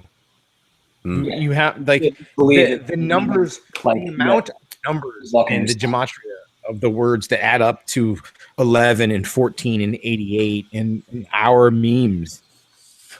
Here's a true story about this meme magic and how it works. Yeah, it's an absolutely real story. It happened to me and that kind of thing. So you can take it on my word. But I was in my group and I was looking for some new content to file. So I thought, all right, I'll just put all my Pepes in an album and just stick it on the group. And then I'll call it the Pepe Bank and say, oh, bank all your Pepes here with confidence and that kind of shit. And so I did that, which in a way was a sort of prayer to Keck, as it were, or a devotion to Keck or whatever. And then I thought, oh, I'll go and show this in this other group, like called the Cult of Keck. I'll share it over there and just show off a bit and that kind of thing. So I did that. And the next day I went into work, and as I walked into the stock room in the morning, because I work in this sort of charity shop thing. So I walked into the back there and sat on the kind of a bin in an area where stuff is going to get chucked away, was this huge green frog doorstop thing that looks quite remarkably like Pepe, only without the mouth. So it was like kind of weird. I mean, this is very low-key magic, but it was like I'd been blessed with a physical avatar of Pepe for like devoting all those different Pepes, just casting them out benevolently upon the community. So wait, are we to understand now that in addition to having a financial value, Pepes can have a value in the form of a thaumaturgical charge? Yes. Yes. So BRB casting spells. Yeah. Well, yeah. It took me about 126 Pepes and they were all pretty rare, you know. So it wasn't just easy magic. But I mean, that's a true story. It happened. I'm looking at the damn thing now, and its cold, dark, lifeless eyes. It really is quite terrifying. Well, I mean, you know, Pepe, Keck, and Frogs. I mean, we had Weave that Weave told us a story when he was on our episode. There is a museum full of taxidermied frogs, and the guy that runs it, stopped him and said, "I think I know who you are, and I know that meme magic brought you here." Yeah, I heard that. It was just wow. I was like, I thought, is Weave lying to me? No, this is too weird to like. Yeah, but You know what I came across the other day?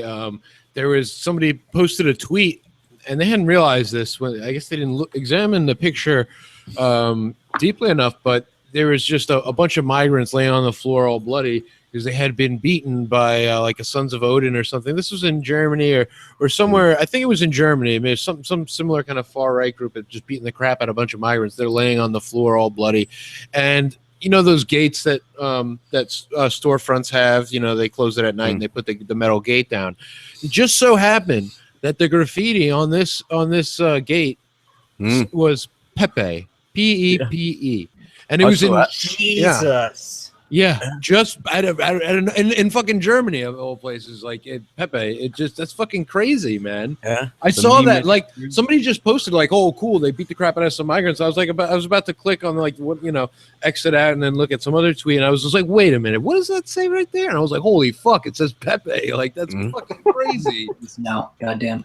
Well, hey, if the show ever gets slow, I have the complete dictionary of symbols and myth, art, and literature, and I was looking at the frog symbol earlier.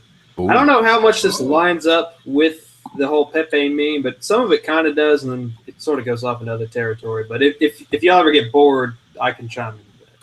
I actually have my own example of meme magic. Well, I'd say, or more just funny coincidence. During the numerology episode, you know how you were talking about 7-Eleven?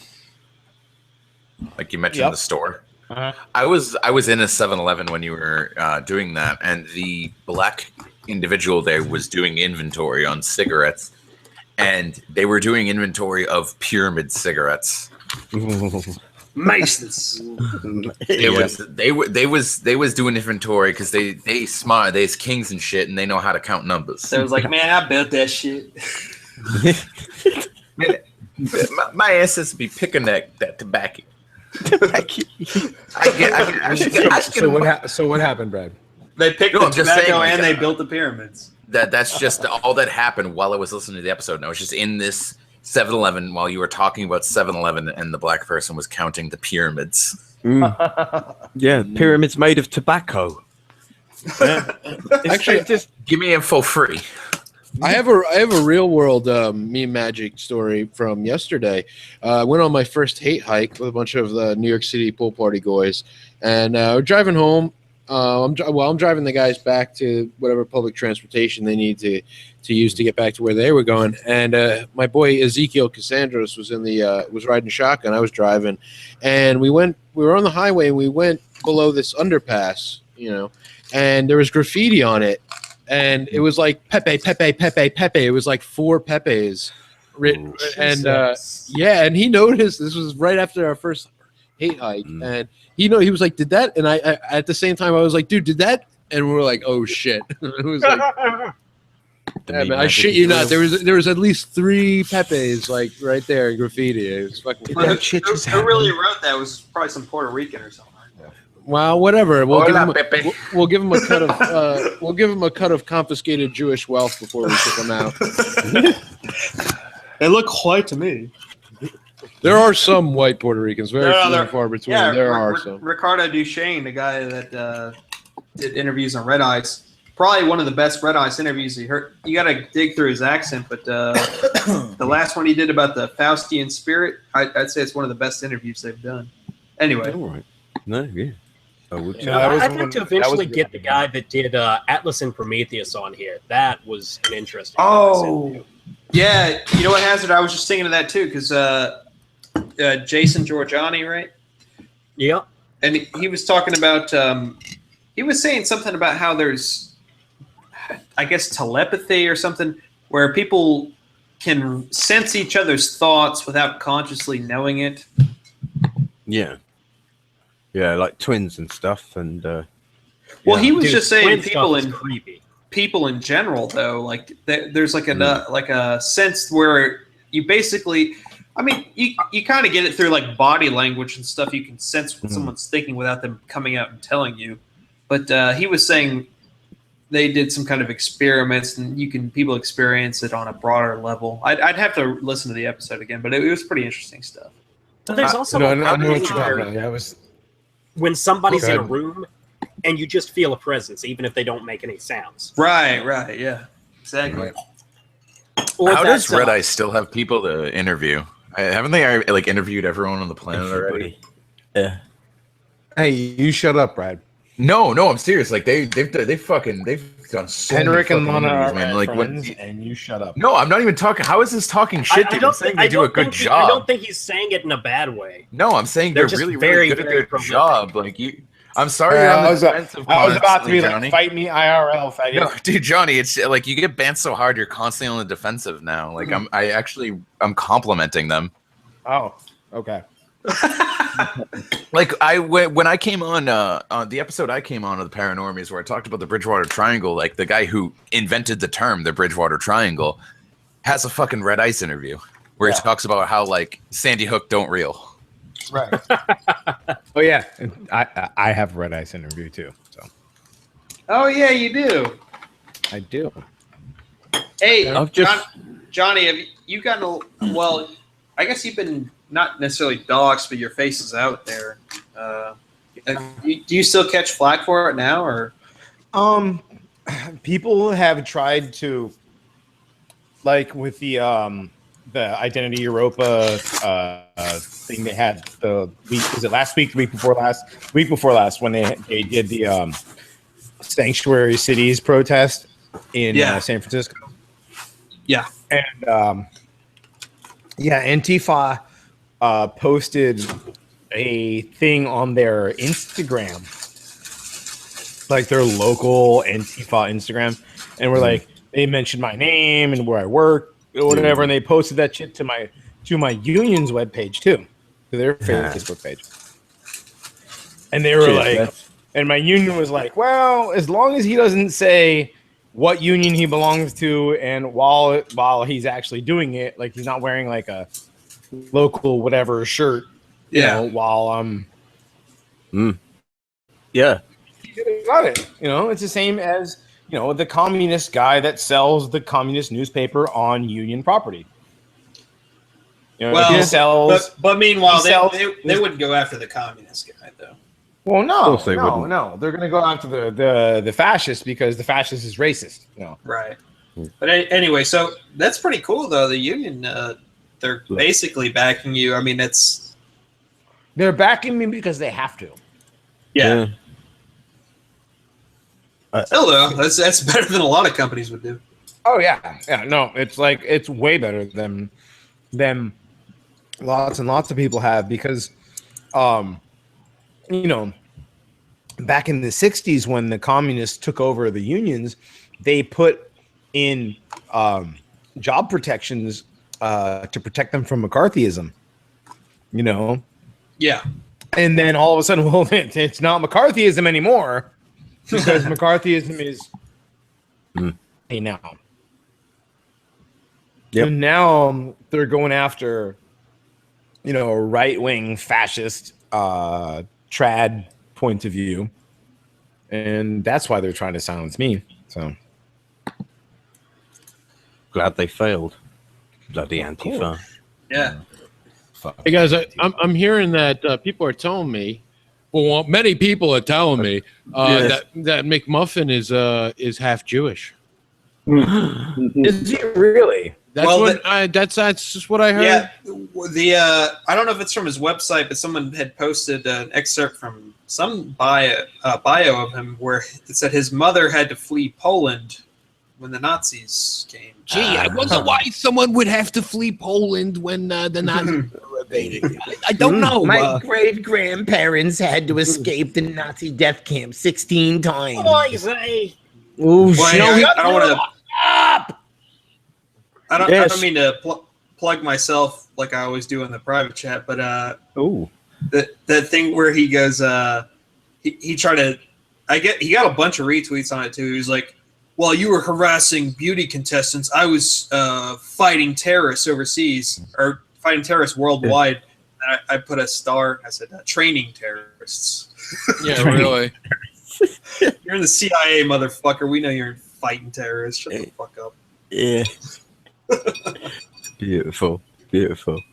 And that's what he is. He's like that fucker on the plane in the Batman and that kind of shit. He's that guy. Except with less hair. Uglier. With less hair, yeah. Less style. You're a bald man.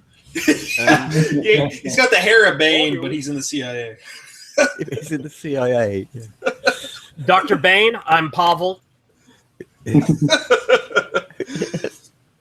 No, but his running mate is Jewish, Mindy Finn. I didn't know that. Well, two Jews on a ticket. Wow. Look at that. What are the odds of that? God. Yeah. But Finn, I wonder what that real last name was, because Finn is definitely not that's like almost like an Irish last name. Well, sometimes they intermarry and they end up with weird last names. Unexpected, they lurk. Yeah, they also fucking changed their name. How many fucking Millers and like Johnsons are fucking Jews? Come on, man. Yeah. Also, you get the last new name from the father, right? So Yeah. So there could be lots of half Jews.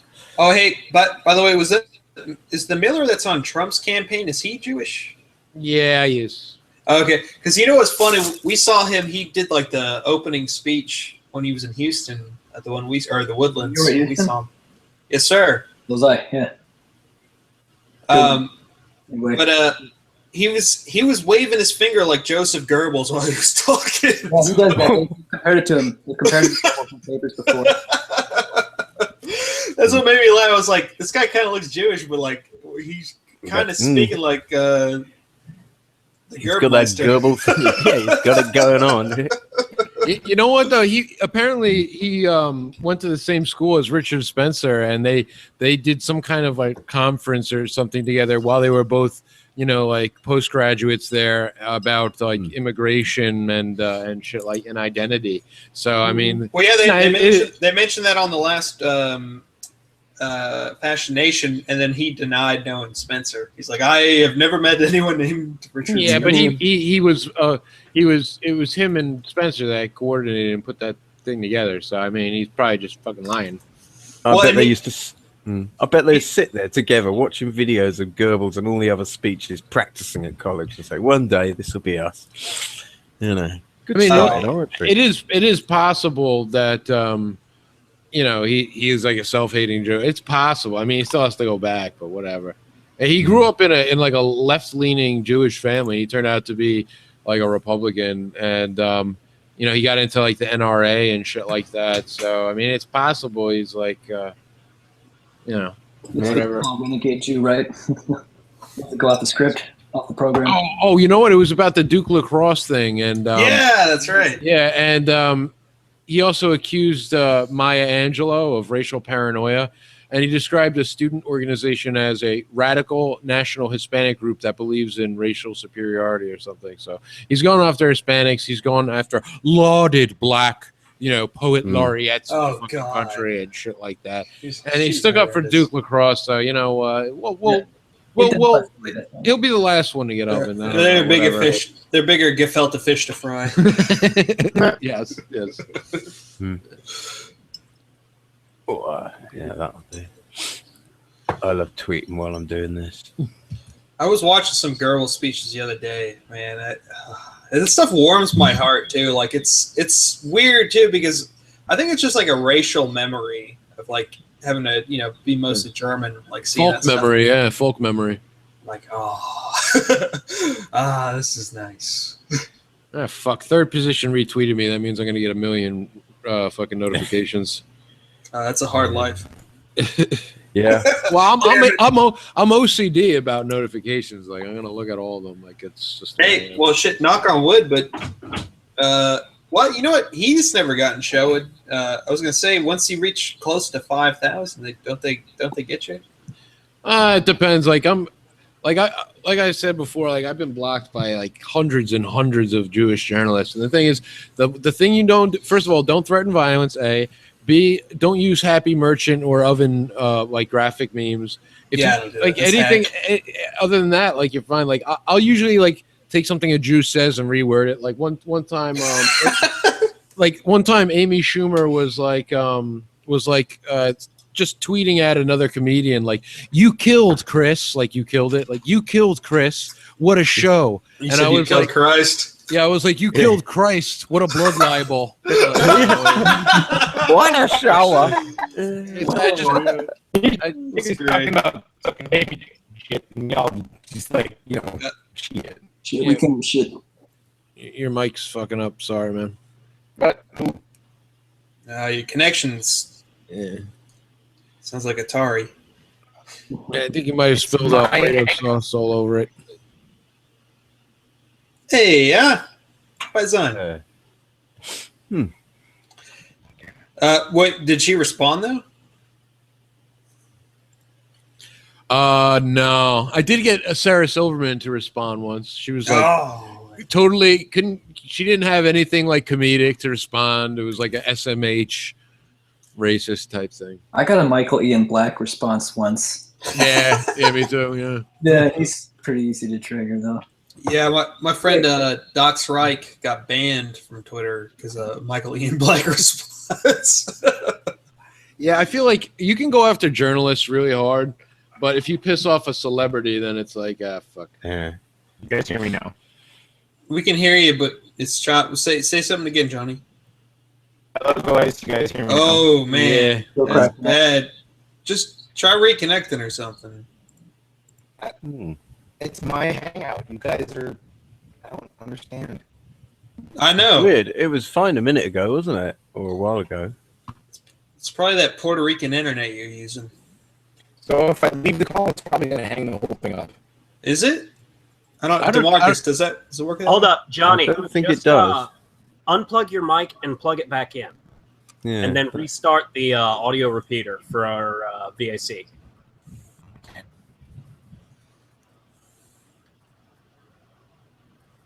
It was all so exciting.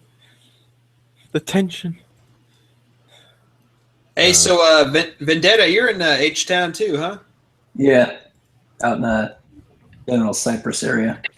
Oh, okay. Oh, shit. I think Johnny's been visited by some ghosts. Ooh, ouch. Oh, God, we're getting smoked! Get it down. Was this part of your plan? Give him a biscuit.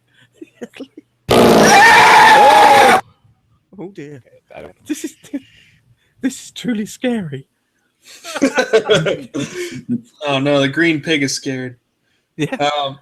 What's happened to him? He's gone. He's gone now. It's just disappeared after that horrible Johnny. scream. Oh God. God.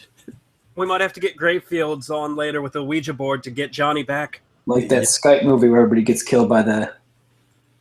Oh, that was so fucked. I saw that. I saw that movie in theaters with some friends, and I was just like, yes. What the those, fuck? those are the movies that are bad enough. Those are the only times Is that a soundboard? Yeah. Those are the only times you want to go to a movie and like watch with black people because you can just talk through the whole thing.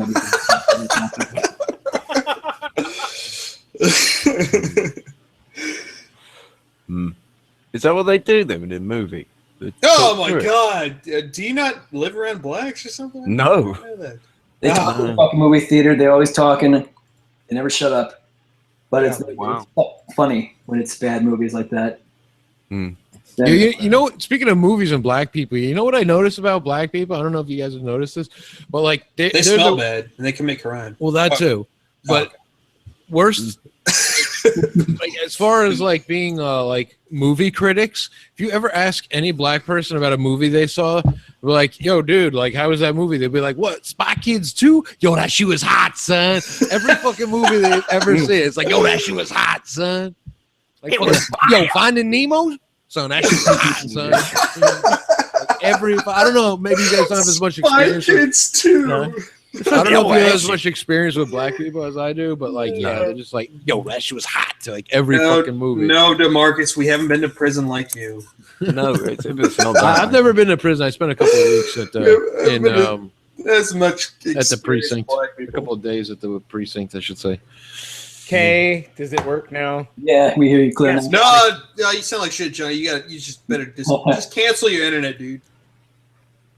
No, you sound fine, man. All right, well, that goes the show for the night. Good night, guys. I'll talk to you tomorrow. Good night. Later. Bye. Buena notte. Buena notte. Yeah, bueno. No, I'll fucking kill you. I swear to God. What? I'm just speaking Italian. I didn't even fucking call you Mario. Jeez, All man. right. I wasn't talking to you. I wasn't talking to you. Houston Goilers Variety Hour. I'm your host, Goyle Herbison. Yeah, this faggot jumped on my channel. Hey. Whoa. Don't talk to All right. Hey, just because he does naked Greco-Roman wrestling with oil with him and his Goiler friends doesn't make him gay. No, because it's not gay because they all wear the same shirt. Weak slam. Another weak slam. And matching shorts. Don't forget the matching shorts. It's matching shirts and shorts, and it's pretty fucking gay, as a matter of fact. It is. Man, well, you do real wrestling. Don't do that. You guys are being mean to Goy. Slams are so weak, though. Like they're not good. I'm not gonna. Yes. Don't do that Turk wrestling where you oil up and like the winner is the first person to shove his hand into the other one's pants. Well, no, because that's cultural appropriation, isn't it? I don't know where this Jewish projection is coming from, but anyway, let's continue with the I don't know why this turned on anti-Goy hour. Apparently. Monoxide, I had a question for you. Are you going to TR WrestleMania? Who? I am. Sweet. Oh, well, we canceled your ticket. Yeah, it's cute. I'm gonna be there anyways. I'll fucking slap you upside your fucking face. Man, easily triggered Johnny. No, it's fine. You know, it's cool. Okay. I'm just gonna be slapping people in the face as they walk in the building. Just come here. Well, you're gonna need a step stool for that. I don't give a shit. I'll stand on a stool. I don't give a shit. They're all gonna get slapped. It doesn't matter how. Yeah, Johnny. When I see you, I'm gonna give you a nice hug. All right. Say, hey, buddy. Relax. Hey, buddy. Yeah. No one's fighting at TRS. Everyone. No one's fighting at TRS. It's a meme. Nobody hates anybody except for me. Sounds serious. Though. That's the only difference. This is a funny thing. Like I bans Johnny less than other people, but like I'm from New York, so it's like making fun of other people, especially like ethnically, racially, it's like a sign of affection. So like I want to. Yeah, like, no, but the thing is, see, here's the thing, DeMarcus. Here's the thing, is I would accept bants from you. Be like, no problem, right? But these fucking Midwestern faggots who have no idea, like they're just like, Johnny's short because I heard he was short, so I'm gonna make short jokes and fucking dirt to Mario. You know, that's actually a pretty good slam. No, and that's fine. And that's fucking fine. You know what? Come on with it. You know what? Come on with think it's a good slam? I'll fight you. Now come to TR WrestleMania and get your fucking arms broken. It's fine. Yeah. See, I like to bust the kneecaps. Whole arms? I'm more of a one of my favorite things was DeMarcus is here, but I didn't realize this was alt-right fights already. Fuck this! I want to come to TRS WrestleMania now. No, Ian's like, I don't want to see this. I'm offended by this. It's intersectional alt-right now. Okay, I thought y'all still had the section titled alt-right fights. We promote white body positivity and we promote tolerance for the melanin disadvantaged. Okay. Yes. That's right. Anybody who wants their fucking arm broken. Yeah. Why the arm?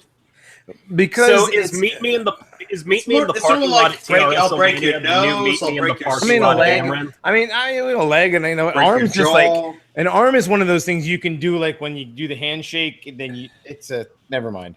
Yeah, I like the kneecap. I like going for the kneecap. I like to break people's kneecaps. I like kneecaps too. Kneecaps are fun when you're short. You just bring somebody down and then you just elbow them straight across the face. Just you kneecap them. This is an elbow straight in the bridge of the nose. Just.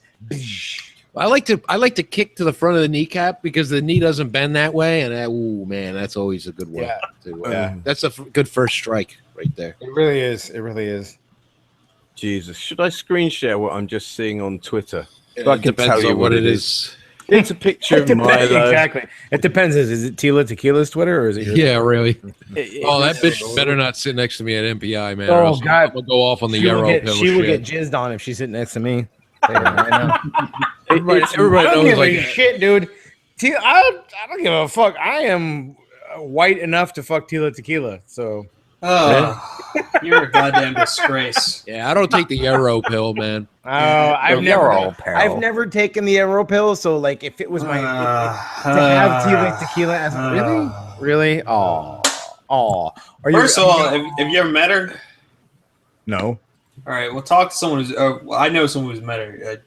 Yeah. You know someone who's met her, so nobody. Okay.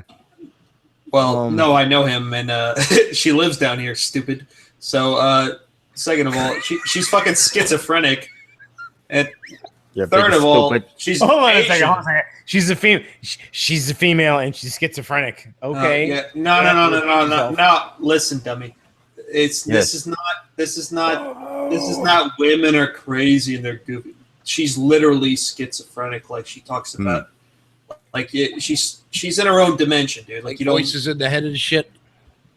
Yeah, like she'll say she's God one day. I guess she's not on Twitter anymore.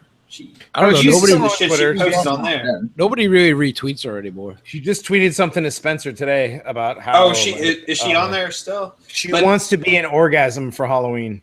Ooh. Yeah. What a fucking whore. Well, I guess even beyond all that, she's a fucking gook. So what are people talking about fucking this woman for? I'm saying if Spence sits her next to me, I'm gonna fucking blow a gasket. That's all I'm saying. If Spencer? If Spencer sits her next to me. Oh. No, I don't got beef with Spence, man. When I see Spence, I'm like, hey, Spence, what's up, man? I thought you said you get mad for him inviting her. I still don't get that. I mean, whatever. He can do whatever he wants. I mean, it's his show, but I just don't want to sit next to her. That's all. You can do what he wants, but like, why you're making you're making a inviting joke her of the to fucking you're making a joke of the fucking thing to invite that retard. No, it's a joke. It's a joke. Yeah, I know, but that's what I'm saying. You're making a joke out of something that should be like, hey guys, we got a serious shit situation here. We need to get our I don't know. put our heads together. But here's this fucking schizophrenic gook porn star retard. Why would you invite that fucking person? I don't. It makes no sense at all. It is what it is. It's funny. It gets attention. I guess they feel like it. I feel like we don't really need it, a I don't think we need celebrity the anymore. attention, really. No, Yeah, exactly. That's what I'm like. Who's gonna come to the message because Tila Tequila's there? I could see like eight months ago, it was like, oh, college chads, maybe. One was fresh back then. We got in the chat. We told her to go after Ben Shapiro, and then she goes and tweets, and it's like, man, I have to fucking screen cap that one, but it was just like, excuse me, Ben Shapiro, my counsel would like to have you gassed. I mean, that's funny, but it's just It was the shock value kind of wore off after a bit, and she got predictable. It's kind of like that Robert Morrow guy. It was like exactly. At least he's white though. I mean, he's funny for a few weeks. Do you guys remember alt-right Chola? She was around like March and April. What the fuck happened to her? Who the fuck is alt-right Chola? There was some Twitter account that was some like mestizo woman, mestiza, who someone was like posing as one.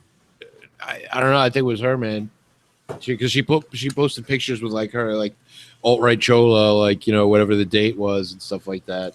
But she disappeared on Twitter. Well, yeah, because it's like, hey, I'm the beaner that's for white nationalism. You're gonna get shit for it. I reckon Christopher Cantwell took her out in the desert. Look, that guy fucking. I benched that guy. Hold up, guys. Guys, I'm gonna ask that any discussion about Christopher Cantwell's girlfriend be saved for when we actually get into the Paranormies portion.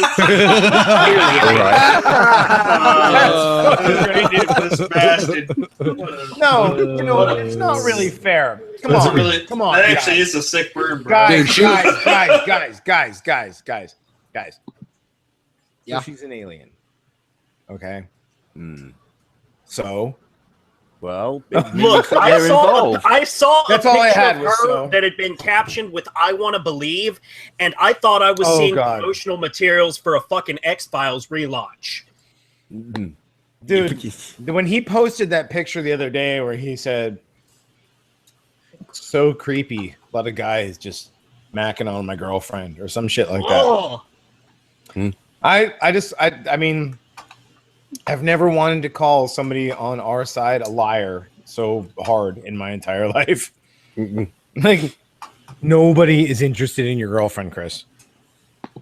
Yeah. He kind of projected it out there, like almost like he wanted the fight, like he wanted attention. It's like, dude, you just should have kept it to yourself at the very least. And it's like, the guy is really like, I mean, he acts all tough, but he's really sensitive because he did this thing. It was like, there was some hashtag going around like "make me hate you in 5 words" or something or less, and he was like the 14 words, and then I responded and I was like, I diss libertarianism, and he just blocked me right away like a fucking pussy. That's probably that estrogen, that fat fuck. Like I don't know, like dude, that girl is fucking. What the fuck are you doing, Orbison? You sound like you're fencing it's the scary someone. sound effects. It's the scary sound effects. for Halloween. Yeah, but dude, that bitch looks fucking crazy. Like, I wouldn't sleep in the room over from her. I'd be up all night sweating bullets, thinking if I fall asleep, she's gonna come in and like cut my throat or something. She looks like a fucking nutcase. Yes. I'd be worried about getting woken up in the middle of the night, getting my asshole probed. Yeah, that's quite possible. Oh, if you guys want a UFO sound.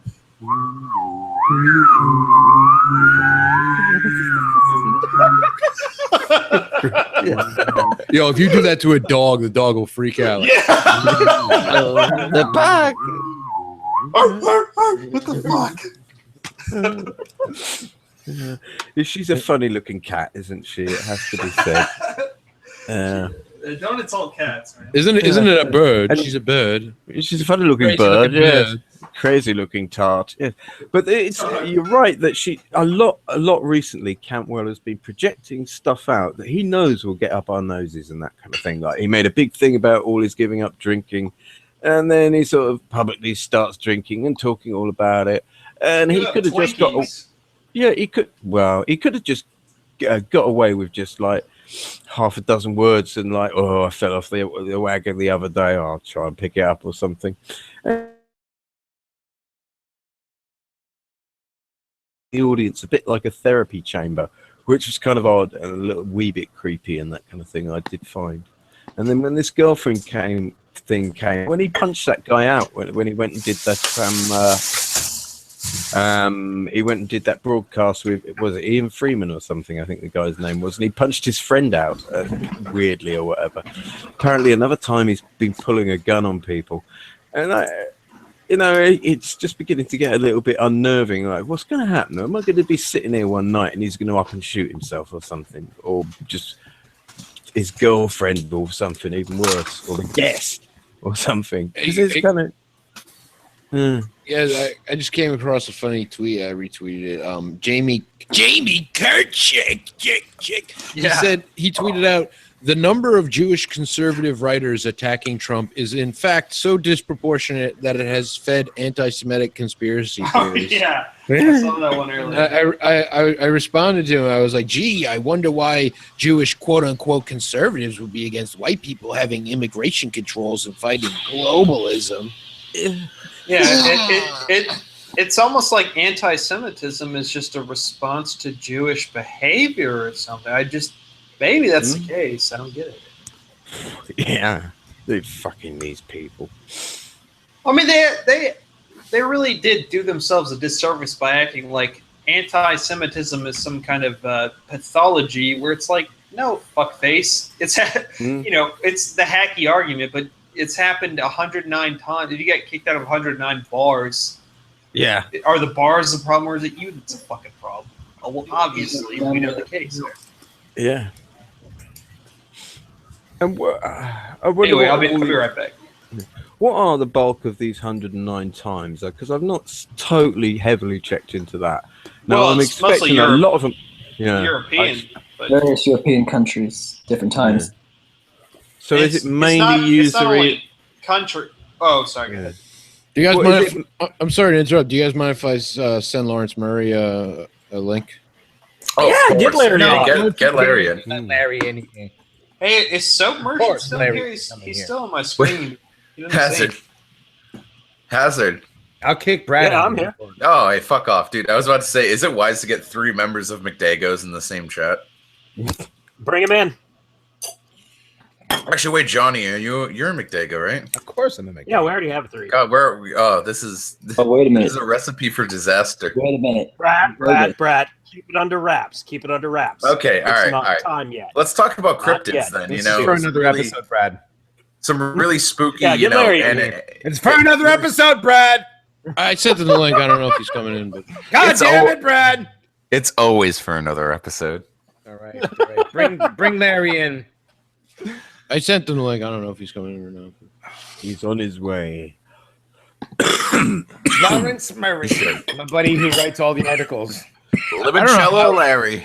I don't know how he churns out so many articles. I have to say, honest to God, Prolific like dude. I was a prolific writer when I was in college, and he's got me times 10. Like Yeah, it's that is amazing. that's talent. That is talent. I mean, Yeah. and to change directions as much as he does with his articles is not like, you know, completely from the same direction every time. It's crazy, man. Like hanging out with him in real life or just having him on a show, dude. He's got like these witty comebacks, like not comebacks, but he's just got something witty to say. Like, No, he's a witty- like, he's say a witty anything, it's just motherfucker. like boom, and he has something. He's a boom. witty motherfucker with his. Hey, Spurg chat.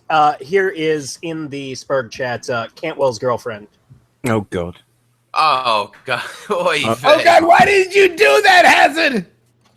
I wish I had. I don't get it. Like he's a guy. He's got a fair amount of followers. I'm sure he has a No, he's decent like- amount of like- money. like- Like if he wanted to, he could get some like half decent looking girl, maybe a little Half decent, chubby. dude, nigga. I do okay. You know what I mean? Like, Well, you're not a Spurg like him. I'm just Yeah, you but know. 2'6", Look. you know? In Cantwell's defense, he did manage to pull an extraterrestrial intelligence. So Yeah. Yeah, so you're gonna have him on the show Okay, now, so we that's can what we're talk about counting his it as. alien That he girlfriend? did everybody a solid, but on like his own channel, like, fuck, dude. Turning the Spurg chat off was a bad idea. I Yeah, think so. Lawrence can't come in. But Are you guys Can or going? won't? DeMarcus Lawrence. Who can or won't? knows? huh? He can't or won't. He can't. He's busy.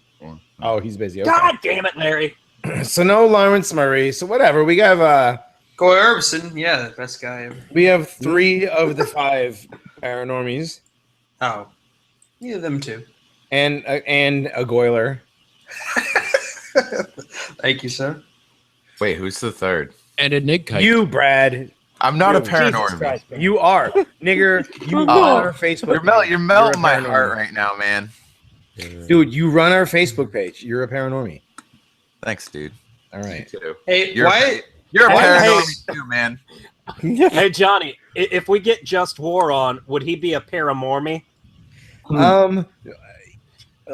Probably, but Ooh, is he more? no. But Larry. Okay, we have to let Lawrence Murray come on and explain paramormies because the tinfoil underwear. Oh no! Come on. What? Oh my good lord. We said no Jews. I mean, I didn't. Mormons. I didn't say no Jews. Somebody else said no Jews. I agreed and I lied. I mean, you know, big difference. Oh, Mormons. Bro. Actually, you know, Mormons. Mormons are actually generally the ones I've met have been the nicest people I've ever met. No, they are nice. They are nice. But While they're, you know, but here's the thing, though. Their niceness is like so uncomfortable because it's not like natural. It's not like I've met nice people that are like.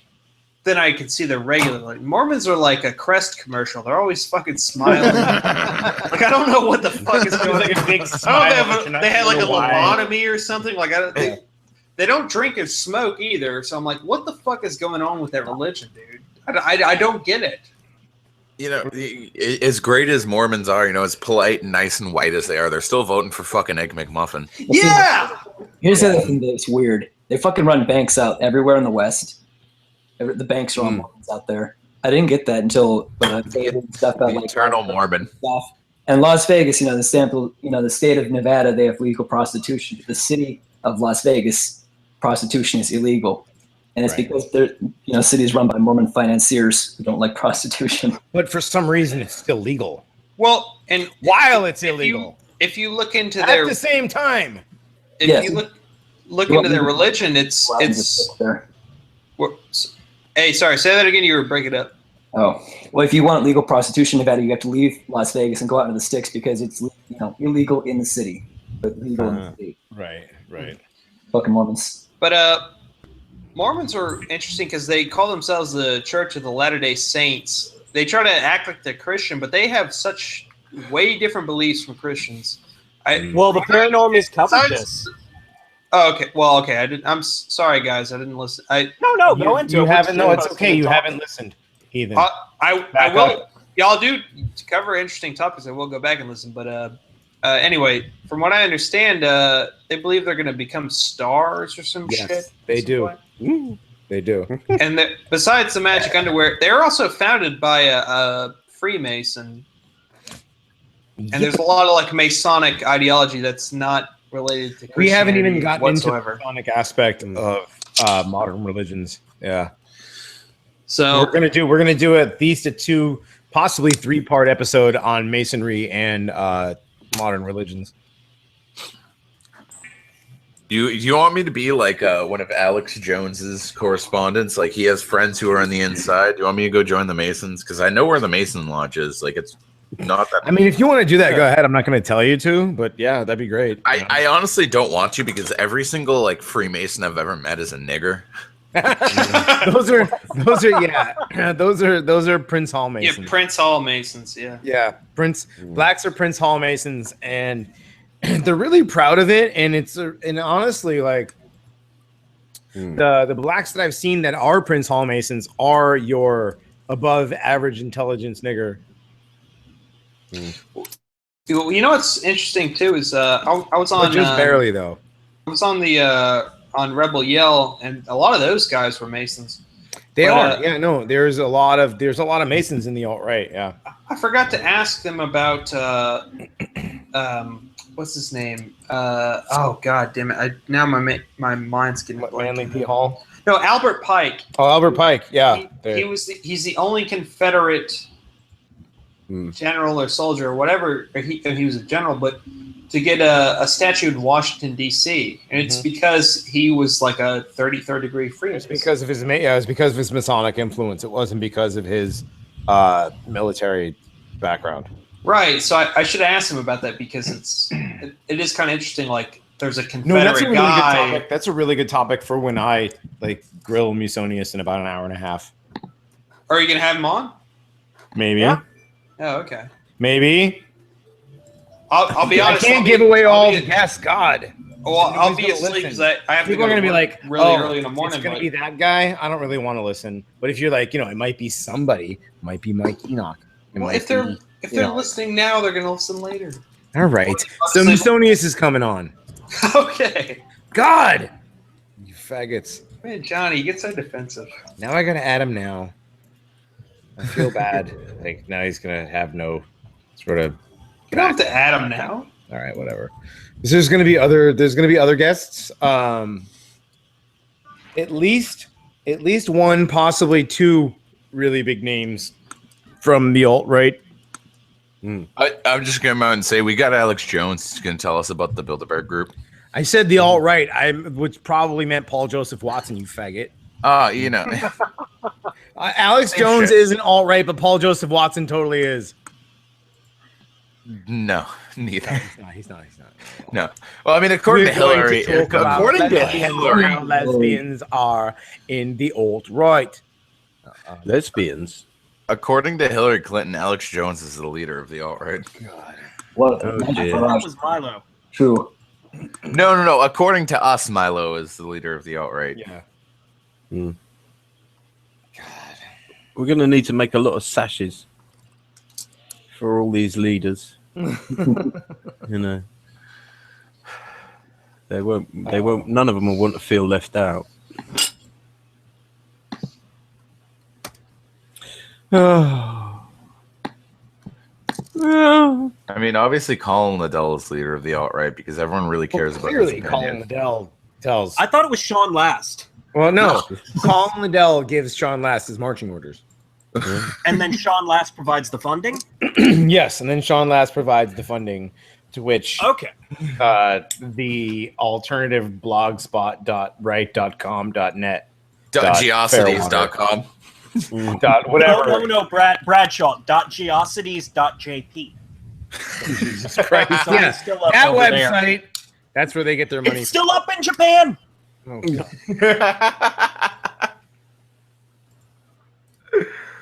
Oh god, I need to make a How did I Geocities. get suckered into doing this shit all day long?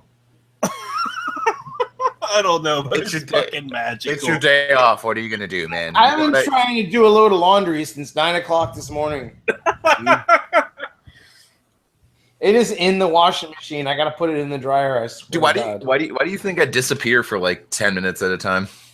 Oh, I need a tea. See you in 10 minutes. I'll be back in 10. Everybody take a break. We'll be back in a few. I mean, Are we actually going to take a break because I have music? Yeah, take a break. Hazard, play that music. I was gonna say, you want me to read a scary story? No, No, we got plenty of scary stories for later. But we're going to be playing some music by one of our guys who's been sending us in stuff. He goes by the name of Frank Grimes, and he makes some really amazing stuff. So give me 1 sec to set this up. Do this. This. Test. Oh God, the echoes. Hold on. Oh shit.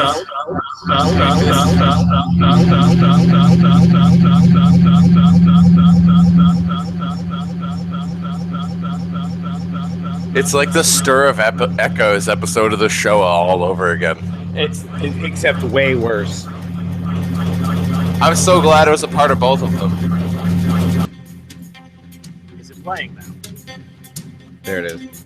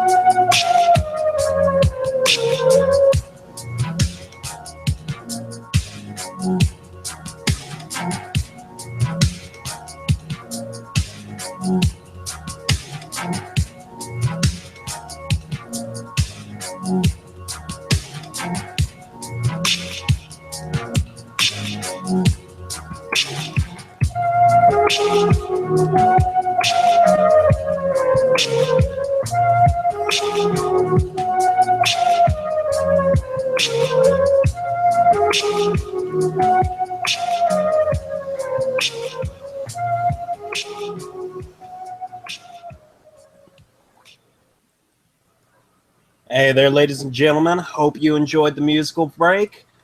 That was sent in to us by Frank Grimes. And we broke the news about Wiener cooperating with the FBI earlier. We have another breaking story. Ladies and gentlemen, I invite you all to go to Google and type in pathological lying. It pulls up a picture of Hillary Rodham Clinton. It's true.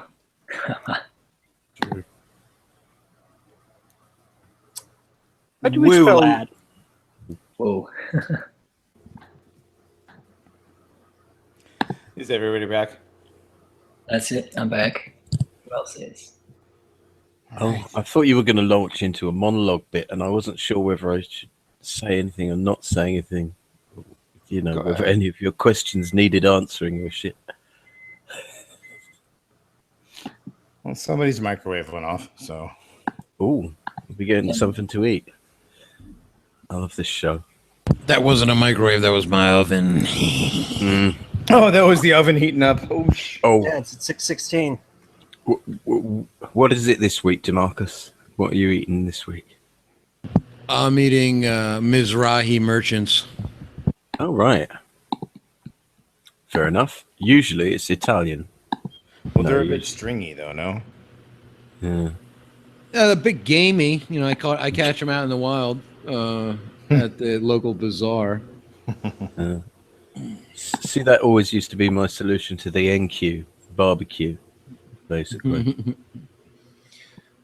Nah, I usually do eat Italian for dinner, but not tonight. I actually had turkey chili with sour cream and cheese. Hey, Italian food's not that bad, huh? It's some of the best. I also like Greek, and I like Korean barbecue a lot too. Yeah. Well, you get some of the best of all of that from where you're at, right? Yeah, I also like Mexicans. I think I would really like the food in LA because Korean and Mexican are like the two biggest, groups over there, pretty much. True. At least they're prominent. But yeah, I mean, New York we City is. get really good Mexican here. Oh, I'm sure. Yeah. Yeah. I mean, look, New York City's got great architecture, great museums, great parks, like the best food in the world. But it's so fucking expensive, and it's full of fucking. It's the most diverse city in the world. So, It's so diverse. I tell people I love the city. I just hate the people that live there. Yeah. I do the same and say, oh, well, don't you like Berkeley? It's great, except for everybody that lives there. It's fucking awesome, except for everybody else that's there. It's great. Yeah, sorry, y'all. I got sidetracked with the phone conversation. But what are y'all talking about? We were talking about you and how much of diversity and how much we hate you because you're a faggot. I know you're lying. Yeah. Well, Berkeley's true enough. Oh, no, Berkeley was pretty, Y'all were saying how much you love me. We got it. I think if there were no minorities, I would love Houston just because it's like, it looks like it would be like, since it's so big and spread out that like it would be really cheap and like, there'd be not a lot of traffic compared to other cities. I'd really love it. You would think that. I don't know. From what Wooderson told me, he said the traffic isn't that bad there. It can't be worse than fucking New York City. I don't want to blow Oh up. no, it can't be any worse than New York or the Bay Area. Construction everywhere. I don't want to blow up Wooderson's spot, but he doesn't leave like a 2-mile radius from his house. If you live where I live, it takes a while depending on the day. But no, Houston is filled with traffic, despite the fact that there's so many goddamn roads down here. It's just because it's been flooded with minorities, man. I mean, mostly Mexicans and illegals. Yeah, but they carpool. They get like 8, 9, and 100 in a van. They don't carpool, man. It's not 100. They do. Come on, they're not Mexicans, guys. I didn't listen to the second half where he was making the joke. I was like, no, they don't carpool. Like I took that as like a literal thing. So my apologies. Well, all right. Well, I've looked at the analytics, and the 6 cities with the worst traffic are L.A., San Francisco, Chicago, D.C., Boston, and New York. And I've been to all those cities except for L.A. and San Francisco, and yeah, like fucking Boston's really bad. D.C.'s really bad. New York, like during a business hours, it's fucking hell. It's absolutely hell. But like at night, at night or on the weekends, like you can zoom around the city pretty fast. Well, and because it's a very dense city, so it's not that large geographically. So if it's not business hours, you can zoom around pretty easy. Chicago, the worst traffic I ever hit was in Chicago. I was just coming from Wisconsin, headed towards the Michigan, and I had to just drive through town. And it was at one point I was stuck in the middle of town, and I was stuck. Like I went like maybe half a mile in 2.5 hours. It was a fucking nightmare. Yeah, I used to live up in that area, and Chicago. Everybody just you end up taking the train to the city instead. You don't drive into it. It's terrible. The parking when I took the loop in Chicago, like not only the train the car I was on, but the car to my left and the car to my right of me. Me and my girlfriend were the only white people on it. Everyone else was a nigger. Yeah, I didn't. I'm sure the college kids are not. Mind you, the traffic I hit in Chicago, that was on a Saturday, and there was no football game or anything going on. It was just fucking. Yeah, it's just like that. The parking's terrible too because the city's gone bankrupt, and they cut a deal to basically privatize the city parking spots, and they sold it to like a group of Rahm Emanuel's friends and stuff. So then I wonder how that happened. Rahm Emanuel. Speaking of Rahm Emanuel, his father was an Irgun terrorist. Irgun was like a terrorist group. Yeah, his father was like one of the. Was his father one of the founders of the Mossad? Well, perhaps. Irgun was a terrorist group that existed before Israel was founded. And I would assume he was because I remember he would complain that he said that Obama might possibly be a terrorist or some shit. Like he would. Yeah. There was a news story that came out that he was bitching about Obama. I was like, man, don't let that fucking nigger in there. And then all of a sudden he's like, no, this nigger is my best friend. and everybody else who opposes him is gonna die. Well, I don't know if the father. I mean, I'm sure the father still hates Obama, but like I just remember, Rom is completely on board with the agenda. I got no, but what I'm saying is, Emmanuel's father was saying like, don't let this nigger into the White House, and then like that was a big story back when I wasn't a shit lib, but I was like coming out of my conspiracy thing, and I was like, well, apparently, this is going on. Yeah. Here, I got the. It's kind of funny to see like what's conspiracy and what's real, and like how sometimes reality is way weirder than the conspiracy world. Oh, of course. Here's another Jewish journalist complaining that Ron beat him up in high school. Yeah, totally. Yeah. Rahm Emanuel beat him up. Yes. Dude, I couldn't imagine that little fucking dude. I would snap that faggot's neck in a second. So the mean Jew in high school. He was very angry towards me. But meanwhile, it's not hard to beat up a Jew. Like you just have to have like a. That's the other thing is like beating up a Jew 0.01 muscle mass. The two kids I used to pick on in the schoolyard in 4th and 5th grade just happened to be Jews. I noticed it at the time too, and I was like, it's just a coincidence. No coincidence. I was a little kid. I was like 11 years old, so I didn't get it then. But but of course, I mean, the reason I picked on them is because they were like smug and like rat faced and like annoying as shit. So yeah, we had a kid. His name was Michael Morey, and they were Jewish, and they were like was he fucking him and his sister were little Jews, and we used to pick on him and his sister all the time.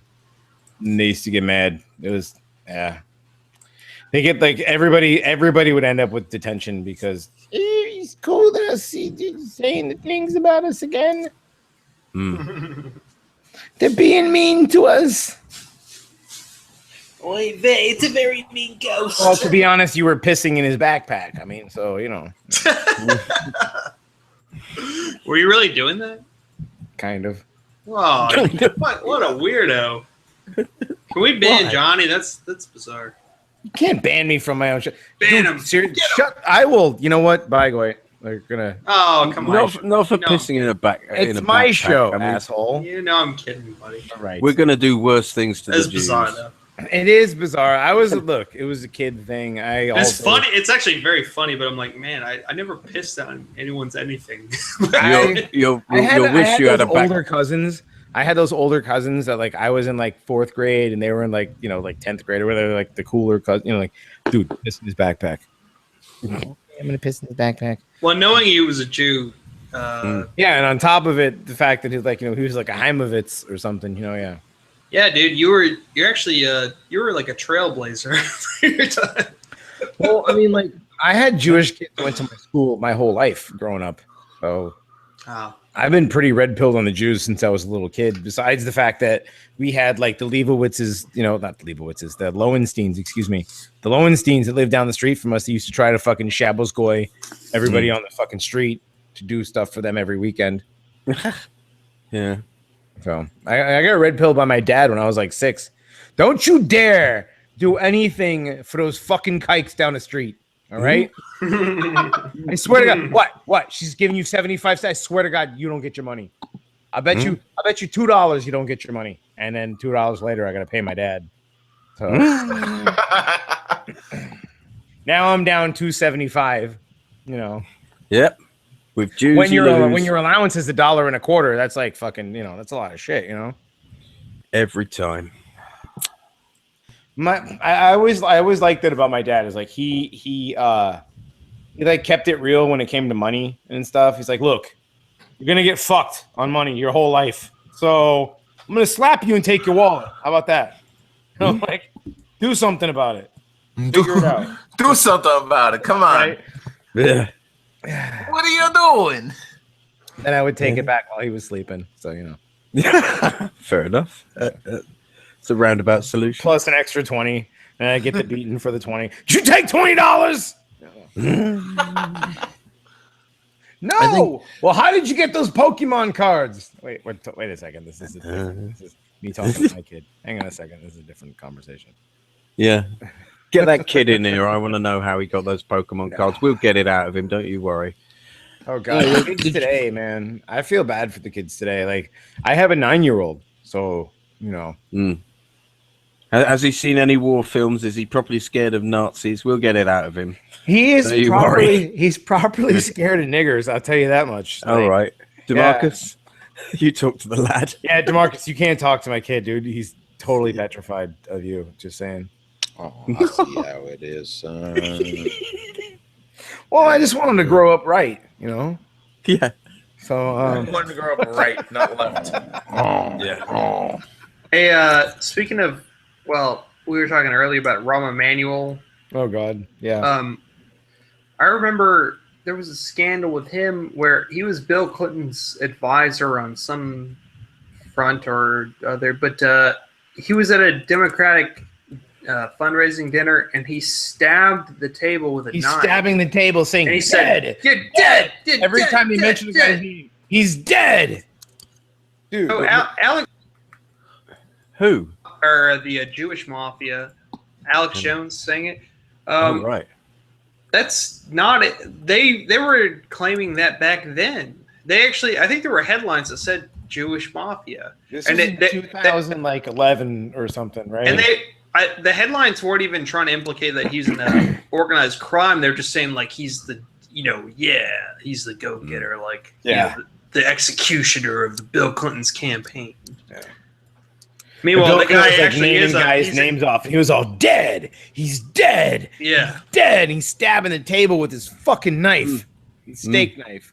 God, mind you, it's scary when he opens a pickle jar. So I mean, a jar of pickles, a can of pickles, a can of pickles. They're meant to go pop anyway.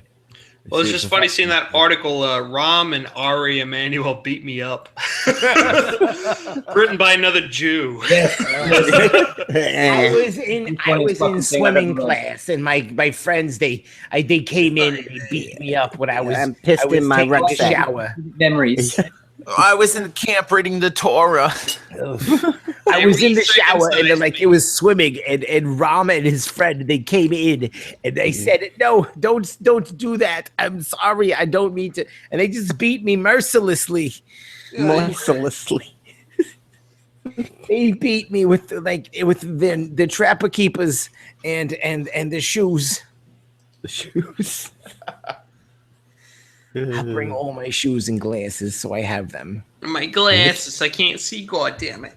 Oh my God. Okay, so so did you guys see that? Okay, so, I don't know how long we've been making fun of fucking Saul Rosenberg and the fucking Jerky Boys and shit, right? For how long? Punitive damages. Right. The very first text of people who were brought to quote unquote death camps talked about piles of shoes and eyeglasses. Like that feel when Saul Rosenberg is talking about the Holocaust. I'll bring all my shoes and glasses so I have them. Can you mention? Honest to God, I literally saw that the other day. I was like, holy shit. Nuh-uh. That's not what they meant. And there's no other way they could have meant anything else, you know? Can you imagine the German remove your shoes, Jew? Remove your shoes. Take off the glasses, Jew. Take off the glasses. Give me the all diamond. of them. All of them. Like, you have more shoes and glasses for me. I know you do. They're going to work you very hard. Yeah. Well, I was in line and I saw that. Oh my God! They were taking the things out of people's pockets, so I put the diamonds in my hand. And they couldn't just steal money. Oh, so I put them in my mouth, and then they made the people open the mouths, so I put them between my teeth, and then they took out their teeth, and oh my God, so I ate the diamonds, and I pooped them out, and then I ate them for fucking 4 years. It was so horrible. And my glasses and my shoes. Okay. So you ate diamonds that were in your shit. Let me just for a second. How did you not get dysentery? Polishing them. They buff up nicely. So you pooped them in your hand and you walked around with poop in your hand? And they clean them on other people's clothing. And then you ate them again. Okay, fine. How did you give them a wash in a puddle? Still, how did you not get dysentery? Maybe she did. Maybe it just made things easier. Okay, so she died. No, No. because if she died, she wouldn't have been able to write the story. Maybe she had a little bit of dysentery. Maybe she was so There's no exposed such to thing as a small little bits bit of of dysentery. dysentery. Maybe she vaccinated herself against dysentery by constant exposure to small bits of dysentery. And Ian. yeah, no, it's a Ian, good I love you, theory. bruv. I do. However, It's a good theory. the story holds absolutely no water. Ian has begun to drink. No, Ian's drinking. Yeah, no. No, I'm not drinking. Nigga, I I'm wouldn't come out drinking. with this if I was drunk. Yeah, Like, no. Breaking news. Can y'all hear me? Yes, Hazard.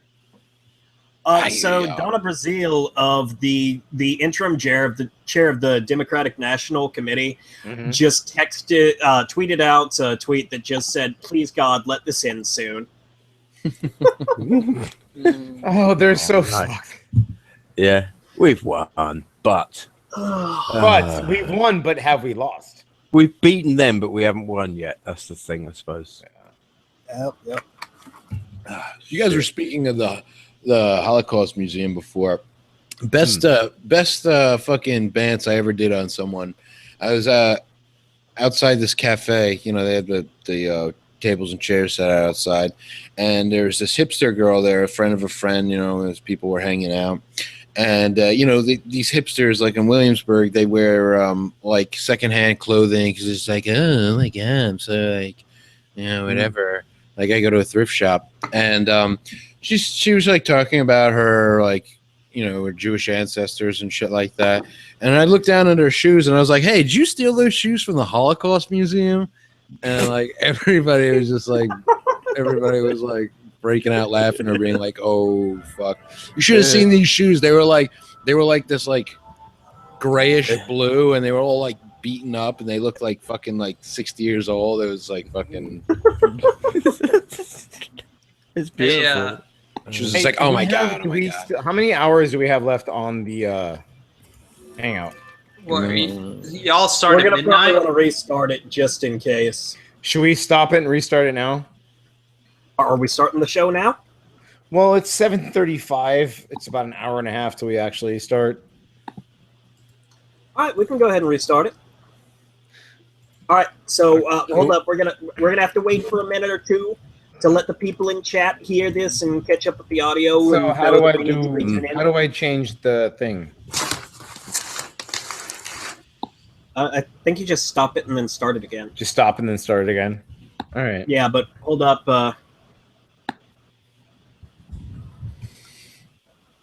FYI, J.O. De La Rey wouldn't mind coming on. Get him in here. 5, 6, 7, 8. Okay, we have 8. We have 8 people in here. We're gonna have 9 with Musonius Rufus. Well, why is Soap Merchant still here? He's not saying anything. No, we're gonna. Okay, how do we kick Soap? Who's hosting it? That'd be me. I think if you go to his name and you can kick him from there. Eject. Maybe Okay, right. there goes Soap Merchant. Bye, Soap. Right. Bye, Soap. I love the way their icon just like drops out. Like off 1, a 2, cliff. 3, 4, 5, 6, 7. We have 7. Yeah, we can add Musonius and a couple other guys. So yeah, okay. Let's let me. Is Adam stop coming it. on tonight? Is what? Adam coming on. Yeah, Adam's coming on. Adam is gonna come on. Actually, what did Adam say? Let me check my phone. Hang on. Yeah.